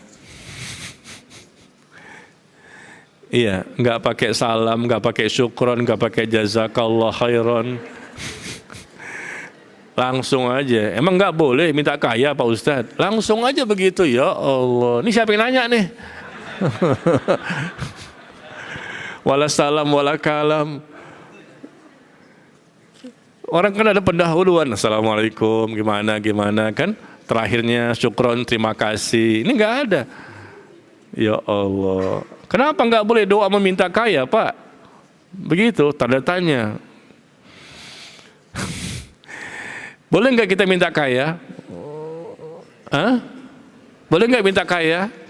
Kaya apanya? Pernahkah Rasul meminta kaya? Rasul meminta al-ghina. Ya, kecukupan yang berkah halal, bukan sekedar kaya. Minta kaya saja jangan. Kalau kaya nggak berkah, untuk apa? Minta diberikan kecukupan yang halal, yang berkah, yang baik. maka itu pasti nanti kalau Allah izinkan, Allah kabulkan, maka hamba itu akan mendapatkannya dan mengarahkannya harta tersebut, nikmat tersebut kepada kebaikan yang sesuai dengan syariat. Ya, kalau cuma minta kaya, ya Allah berikan kepadaku kekayaan, begitu saja. Seandainya Allah kabulkan, betul-betul diberikan kekayaan dengan cara yang mungkin cara yang halal, atau mungkin dia mendapatkan kekayaan dengan cara yang tidak halal. Tapi kan kalau nggak berkah, nggak bermanfaat. Hidup ini yang kita cari keberkahan. Iman kita berkah, ilmu kita berkah, amal kita berkah, harta kita berkah, rumah tangga kita berkah, ibadah kita berkah. Berkah itu artinya apa? Bertambahnya kebaikan, bertambahnya kebaikan, bertambahnya kebaikan. Itu artinya barokah. Bertambah kebaikan yang sesuai dengan syariat. Ya, jadi jangan berdoa dengan cara ya Allah berikan kepadaku kekayaan. Bahaya. Diberikanlah, minta kepada Allah kecukupan. Allahumma ini as'aluka, apa itu dalam doanya Rasul, Allahumma ini as'alukal huda wat tuqa wal afafa wal ghina. Rasul minta, ya Allah aku mohon kepadamu hidayah, aku mohon kepadamu ketakwaan, aku mohon kepadamu kemampuan untuk bisa terhindar dari dosa, dan aku mohon kepadamu al ghina, kecukupan. Dicukupi. Karena kebutuhan kita banyak selama di dunia ini, dicukupi. Minta berkah, ya Allah berikan, Allahumma rzuqni rizqan halalan thayyiban wa mubarakan. Nah, begitu lebih baik. Berikan kepadaku, coba hafalkan ini doanya. Allahumma rzuqni rizqan, ya Allah berikan kepadaku rizki halalan, yang halal, thayyiban, yang baik, wa mubarakan, yang berkah.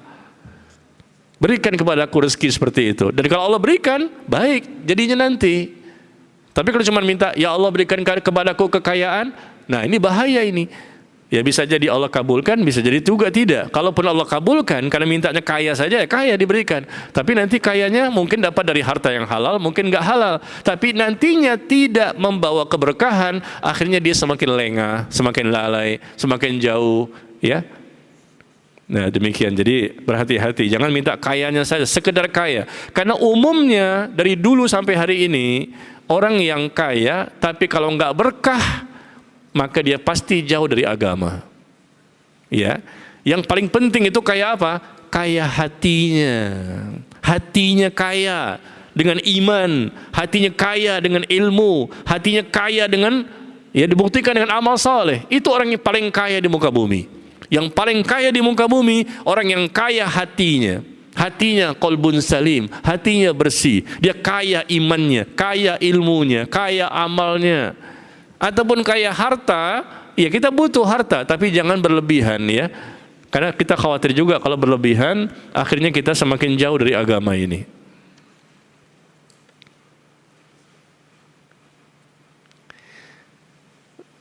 Suami sedang ada hutang. Ya, suami sedang ada hutang. Bagaimana agar doa saya sebagai istri dikabulkan? Sama nih, wala salam wala kalam. Enggak ada syukron atau apa, kertasnya juga robek-robek.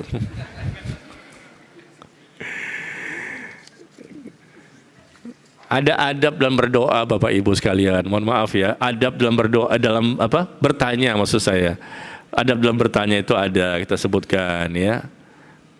Suami sedang ada hutang, bagaimana agar doa saya sebagai istri dikabulkan? Ya, berdoalah kepada Allah agar Allah bantu suami supaya diberikan solusi, jalan keluar, diberikan rezeki dari arah yang tanpa disangka-sangka. Ya.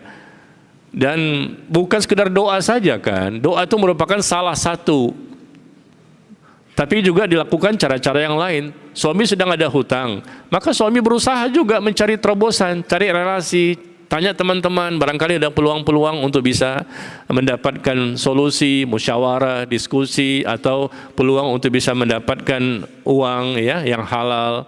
Kita memperbanyak silaturahmi, banyak-banyak istighfar, banyak-banyak bertaubat, banyak-banyak berdoa, banyak pintu-pintu rezeki itu banyak.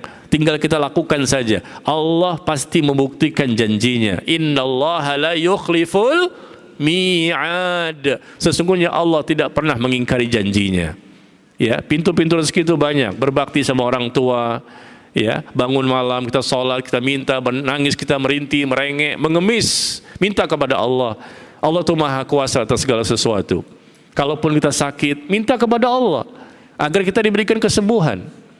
Ya, karena kita tahu Allah itu maha mendengar, tinggal kita yakin apa enggak dan mintanya sungguh-sungguh enggak.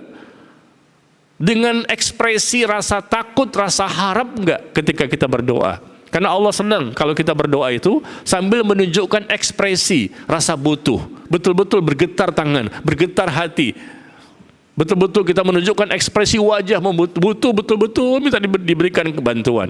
Allah akan buktikan itu, tapi dihilangkan juga tadi penghalang-penghalangnya. Ya, jangan sampai masih ada penghalang-penghalang untuk terkabulnya doa. Termasuk hari ini Bapak Ibu, tahu nggak? Tahu nggak? Apaan? Pagi ini sebetulnya saya nggak bisa datang. Berhalangan saya hari ini. Tadi malam saya sakit. Semalaman saya susah tidur, mendapatkan ujian. Ya. Tapi subhanallah, tadi ba'da subuh Allah sembuhkan penyakitnya. Saya minta sama Allah, bukan sayanya hebat. Masih banyak dosa sebetulnya, masih banyak penghalang. Tapi begitulah Allah itu kalau sudah memberikan rahmatnya kepada hambanya luar biasa. Orang kafir saja dikasih, apalagi yang muslim.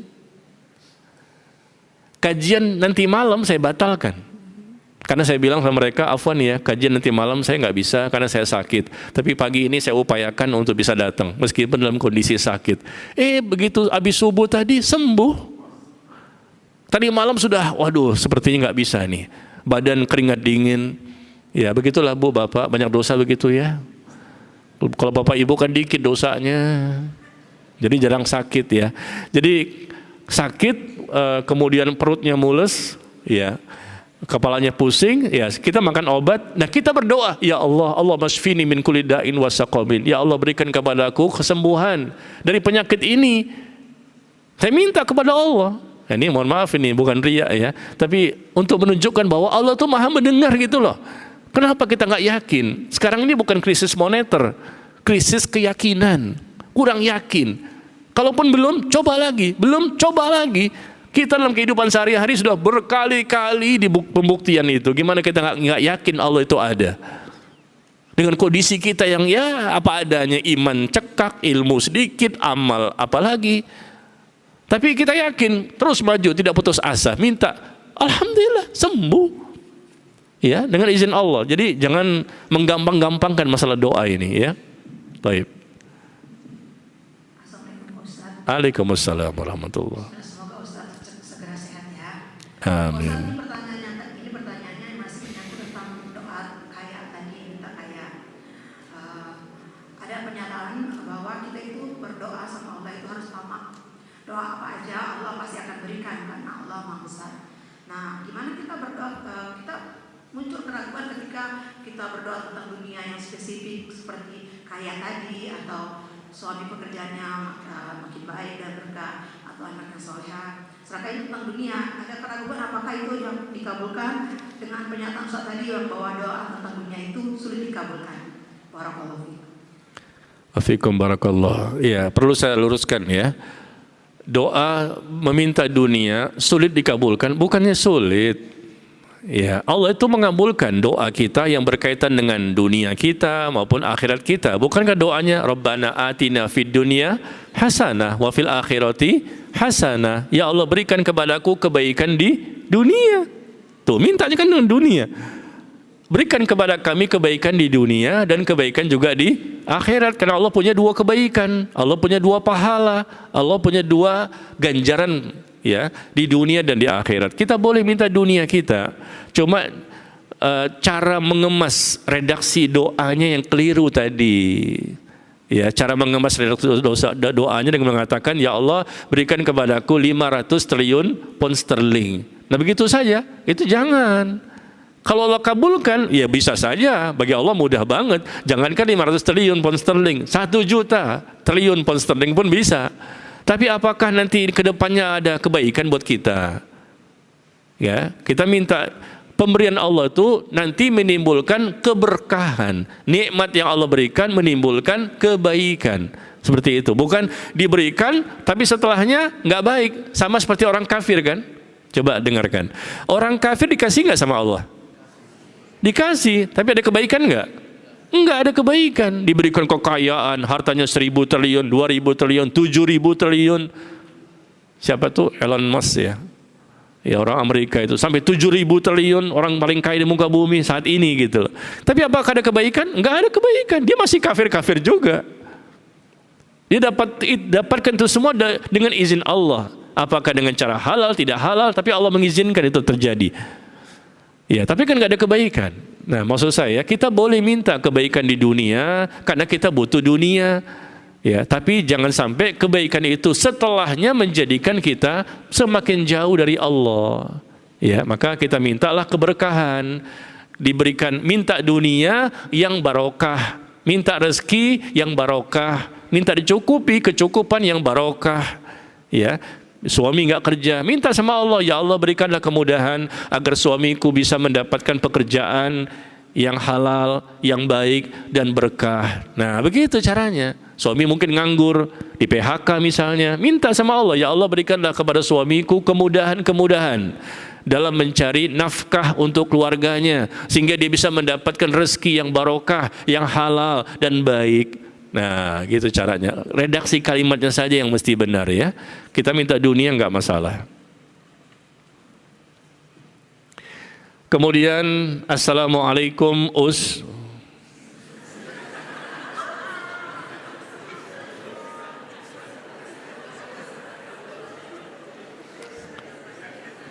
Tulisannya UST. Bacanya apa? Usto.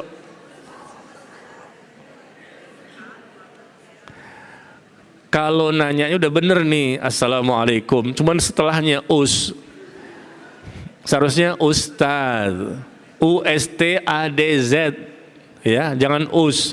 Kalau Ustaz artinya guru. Kalau us artinya gur. Dipotong. Ini pelecehan ini. Waalaikumsalam warahmatullahi. Izin bertanya, apakah setelah sholat kita tidak perlu berdoa? Karena ada yang menyampaikan bahwa bacaan sholat adalah doa-doa. Ketika sedang sholat itu kita berdoa kepada Allah. Selesai sholat kita berdoa juga. Doa yang dianjurkan, disunnahkan untuk dirutinitaskan. Apa itu? Istighfar 3 kali kan doa. Astaghfirullah, astaghfirullah, astaghfirullah. Allahumma antas salam wa minkas salam. Tabarakta ya dzal jalali wal ikram. Itu kan doa. Boleh, bahkan ini disunnahkan. Baca juga Allahumma a'inni ala dzikrika wa syukrika wa husni ibadatik. Selesai sholat subuh baca juga setelah sholat kan, setelah selesai sholat subuh, Allahumma inni as'aluka ilman nafi'ah wa rizqan thayyiba wa amalan mutaqabbala. Boleh, karena memang doa itu doa yang Rasul anjurkan, Rasul sunnahkan dan Rasul rutinitaskan. Ya, doa setelah sholat. Ya, kita baca. Jadi ini paket zikir. Kita selesaikan dulu semuanya. Kita baca Subhanallah, Alhamdulillah, Allahu Akbar 33 kali masing-masing. Lalu tutup dengan La ilaha illallah wahdahu la syarika dan seterusnya.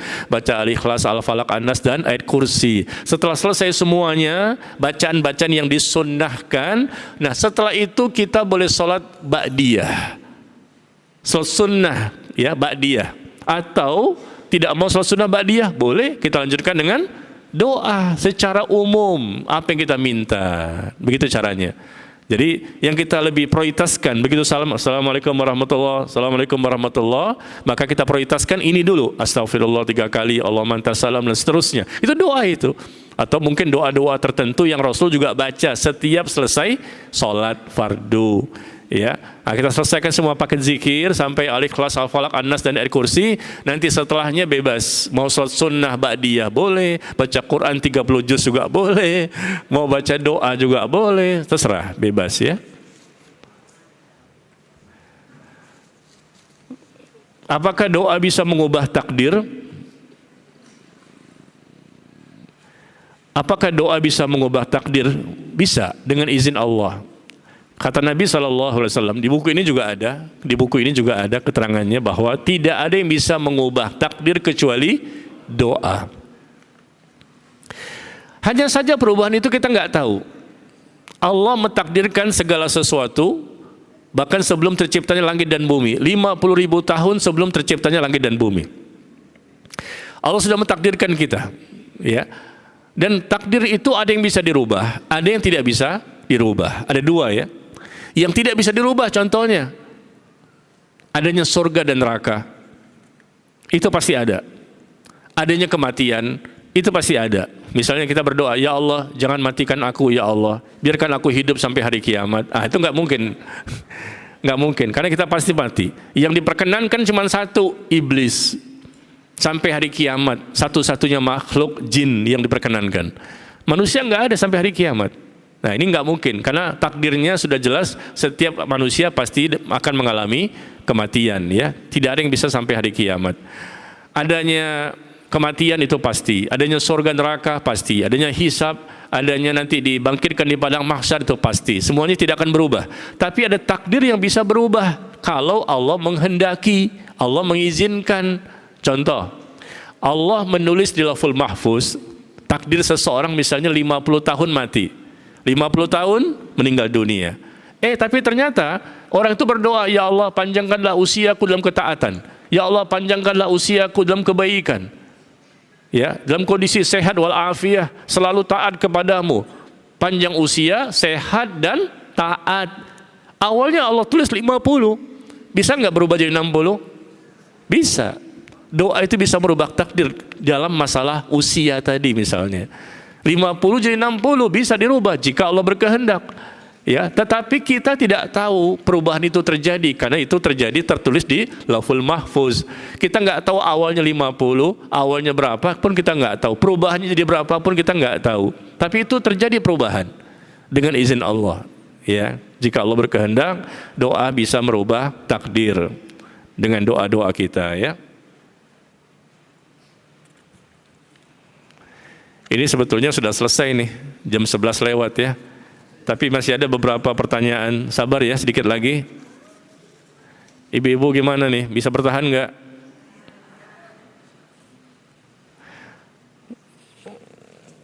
Karena biasanya ibu-ibu ini yang pengen cepat pulang, Mbak. Mereka ingin pulang untuk apa? Mengkhatamkan Al-Quran. Kok Ustaz tahu? Ya berbaik sangka lah.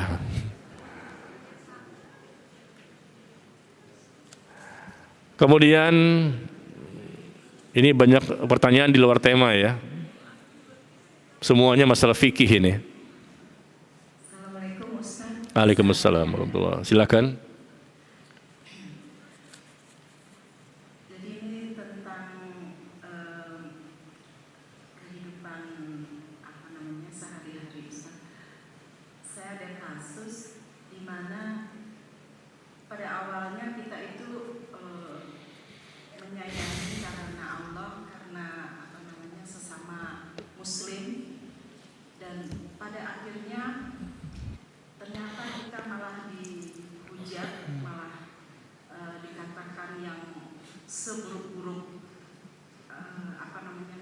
kalimat gitu, iblis sampai dibilang seperti itu. Dan namun dalam perbuatan itu kita itu justru tidak mendengarkan langsung, dan apa yang dituju pada orang ini itu salah. Jadi bukan kita yang mendengarkan, tapi orang lain yang mendengarkan. Padahal yang dituju awalnya kita. Nah di sini jadi Ana berpikir, apakah perbuatan Ana ini salah atau Allah itu lagi memalingkan dari pendengaran saya lewat orang lain agar saya tidak sakit hati. Nah, bagaimana cara menyikapi hal ini, Ustaz? Terima kasih. Assalamualaikum warahmatullahi wabarakatuh. Waalaikumsalam warahmatullahi wabarakatuh. Ya, begini Bu, ya, kalau kita mendengarkan sesuatu dari orang lain, ya, jangan langsung dipercaya. Hati-hati. Meskipun dia teman kita atau siapa, ya mungkin dia salah dengar, mungkin dia salah persepsi. Katanya kamu diomongin begini-begini loh, katanya kamu begini-begini. Tolong jangan cepat-cepat percaya. Ya, khawatirnya yang menginformasikan kepada kita, khawatirnya salah menginformasikan. Ya, meskipun mungkin dia orang yang baik sebetulnya, orang yang soleha, teman kita sendiri, baik sama kita, dia punya rasa takut kepada Allah. Cuman bisa jadi kan, namanya manusia, bisa jadi mungkin dia salah dengar, salah persepsi, salah membaca, atau yang lainnya. Jadi seperti itu. Caranya pertama, jangan langsung kita percaya, coba kita cek dulu, benar apa enggak ucapan itu, tabayyun, cek dan recheck. Ya, kalau memang kita ingin bertanya langsung, boleh juga kepada orang tersebut, apakah kamu benar mengatakan saya begini. Nah, kalau memang ibu melakukan satu kesalahan, maka minta maaflah kepadanya. Kalau memang berkaitan dengan kesalahan ibu kepadanya, atau mungkin kepada orang lain, ya sudahlah, ibu minta maaf, istighfar, minta ampun, bertobat kepada Allah. Kalau itu benar. Jadi cara pertama apa tadi? Jangan cepat percaya, cek dan recheck dulu, tabayyun dulu, kita minta klarifikasinya, benar apa enggak. Kalau memang benar, ya sudah kita minta maaf, kita bertobat kepada Allah. Ya.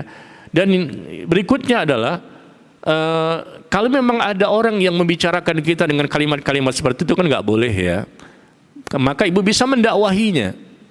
Kalau memang ibu mau bisa mendakwahinya, saya memang salah, saya minta maaf, saya bertobat kepada Allah, tapi saya minta kamu jangan sampai mengucapkan kalimat iblis kepada saya, kamu berdosa besar. Jadi ibu punya peluang untuk bisa mendakwahinya, kalau mau. Amar ma'ruf nahi mungkar. Ya. Alhamdulillah Ustaz, maaf. Alhamdulillah saat itu juga saya bertemu dengan orangnya dan saya klarifikasi berdua, dan memang benar beliau itu melakukan hal-hal tadi yang di luar sepengetahuan saya.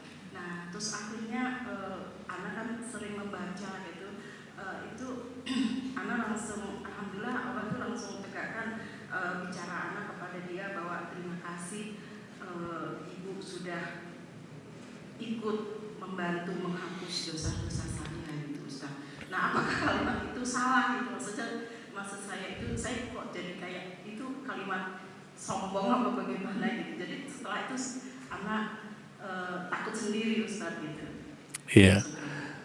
Satu sisi kita mengingatkan dia, kalau memang dia benar ya, dia mengucapkan kalimat-kalimat jelek yang luar biasa ya, dengan iblis ataupun yang lain, kita mengingatkan dia bahwa itu perbuatan yang salah. Kamu berdosa juga kepada saya, karena kamu mengucapkan kalimat-kalimat yang tidak boleh kepada seorang muslim. Saya bukan iblis, saya bukan syaitan, saya manusia biasa yang pasti punya lupa dan lalai. Ya. Yang kedua, kita juga bisa berterima kasih kepadanya, nggak masalah. Jadi amar ma'ruf nahi mungkar itu ketika menjelaskan tentang kesalahan dia, lalu kita juga minta maaf, sekaligus juga kita terima kasih. Kenapa? Karena dengan sebab itulah kita jadi tahu tentang salahnya kita. Karena ada orang menyampaikan kan kepada kita. Coba kalau nggak ada yang menyampaikan, akhirnya kita nggak tahu kalau kita punya kesalahan. Terima kasih ya, karena kamu telah menjadikan saya jadi tahu bahwa saya itu punya kesalahan. Cuma caranya kamu saja menyampaikan itu salah kepada saya. Karena kalimat-kalimat seperti itu nggak boleh diucapkan oleh seorang muslim. Ya, jadi kalau di belakang-belakang namanya ghibah, dan ghibah itu dosa besar dan diancam dengan siksa kubur. Ya. Nah, ini harus ada keberanian juga untuk menyampaikan. Satu sisi dengan pelan-pelan aja, lemah lembut gitu ya, sampaikan dakwahnya. Satu sisi kita minta maaf, sisi lain kita terima kasih, sisi lain pun kita juga mendakwahi dia. Jadi ada beberapa kebaikan-kebaikan yang kita bisa dapatkan di situ. Berterima kasih, minta maaf, dan juga mendakwahi dia supaya dia pun tidak melakukan perbuatan itu kepada orang lain lagi. Karena menyikapi kesalahan orang lain itu yang salah, orang lain yang sedang berbuat kesalahan, kita sikapi dengan cara amar ma'ruf nahi mungkar yang benar. Ya, bukan dengan demo, menghancurkan rumah orang, menjarah harta orang, kan nggak boleh. Ini namanya kan amar ma'ruf nahi mungkar, mencegah kemungkaran dia karena dia telah mengungkapkan kalimat-kalimat jelek. Nah, tapi kita nggak boleh membalas dengan kalimat yang sama, bahkan lebih besar lagi. Kita hancurkan kehormatannya, kita ambil semua hartanya, kan nggak boleh. Jadi intinya adalah kalau memang ada kesalahan pada orang lain, ya sampaikan dengan sembunyi-sembunyi, kita dakwah, kita perbaiki. Jangan ngomong di depan orang lain yang tidak tahu permasalahannya, apalagi dengan kalimat-kalimat yang bisa menimbulkan dosa. Intinya sabar, jangan terpancing emosi, dan kita ingin ada kebaikan. Pasti ini terjadi dengan izin Allah, dan mudah-mudahan ada kebaikan untuk kita kalau kita menyikapinya dengan benar. Ada kebaikan pasti. Pertama apa tadi? Kebaikan ya itu kita minta maaf, alhamdulillah kita tersadarkan kan, yang mungkin kita lupa sebelumnya, kita minta maaf, itu satu kebaikan. Yang kedua, kita berterima kasih, alhamdulillah, itu satu kebaikan. Yang ketiga, ternyata juga kita bisa mengambil kesempatan, peluang untuk bisa mendakwahinya, bisa menasehatinya, ya mereka yang telah menyebutkan kalimat-kalimat buruk kepada kita, ya mudah-mudahan diterima, nama juga usaha. Kalau dia tidak mau menerima, ya sudah, ya terserah. Yang penting kitanya sudah mendapatkan beberapa kebaikan-kebaikan yang bisa jadi ini merupakan caranya Allah agar kita bisa bertambah pahala, karena kita sudah menyikapi masalah tersebut dengan sikap yang benar. Ya, baik, mohon maaf, kelihatannya Bapak Ibu sudah satu persatu meninggalkan masjid. Ini masalahnya satu persatu jamaah sudah meninggalkan masjidnya, saya bingung. Saya sih mau Bu sampai asar nih. Siap sampai asar? Iya. Mudah-mudahan ya kita bisa lanjutkan lagi. Insya Allah di pertemuan berikutnya Bapak Ibu ya, Rabu pertama, insya Allah kita ketemu lagi di sini. Kita akan sambung pembahasan ini 50 sebab doa tidak terkabul. Maka jangan kemana-mana, ikuti yang satu ini. Wallahu a'lam bis-shawab. Wa sallallahu ala nabiyyina Muhammad walhamdulillahirabbil alamin. Subhanakallahumma wa bihamdika asyhadu an la ilaha illa anta astaghfiruka wa atubu ilaik. Wassalamu alaikum warahmatullahi wabarakatuh. أولم يروا إلى الطير فوقهم صافات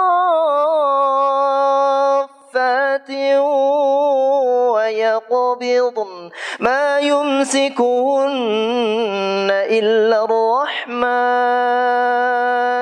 إنه بكل شيء بصير.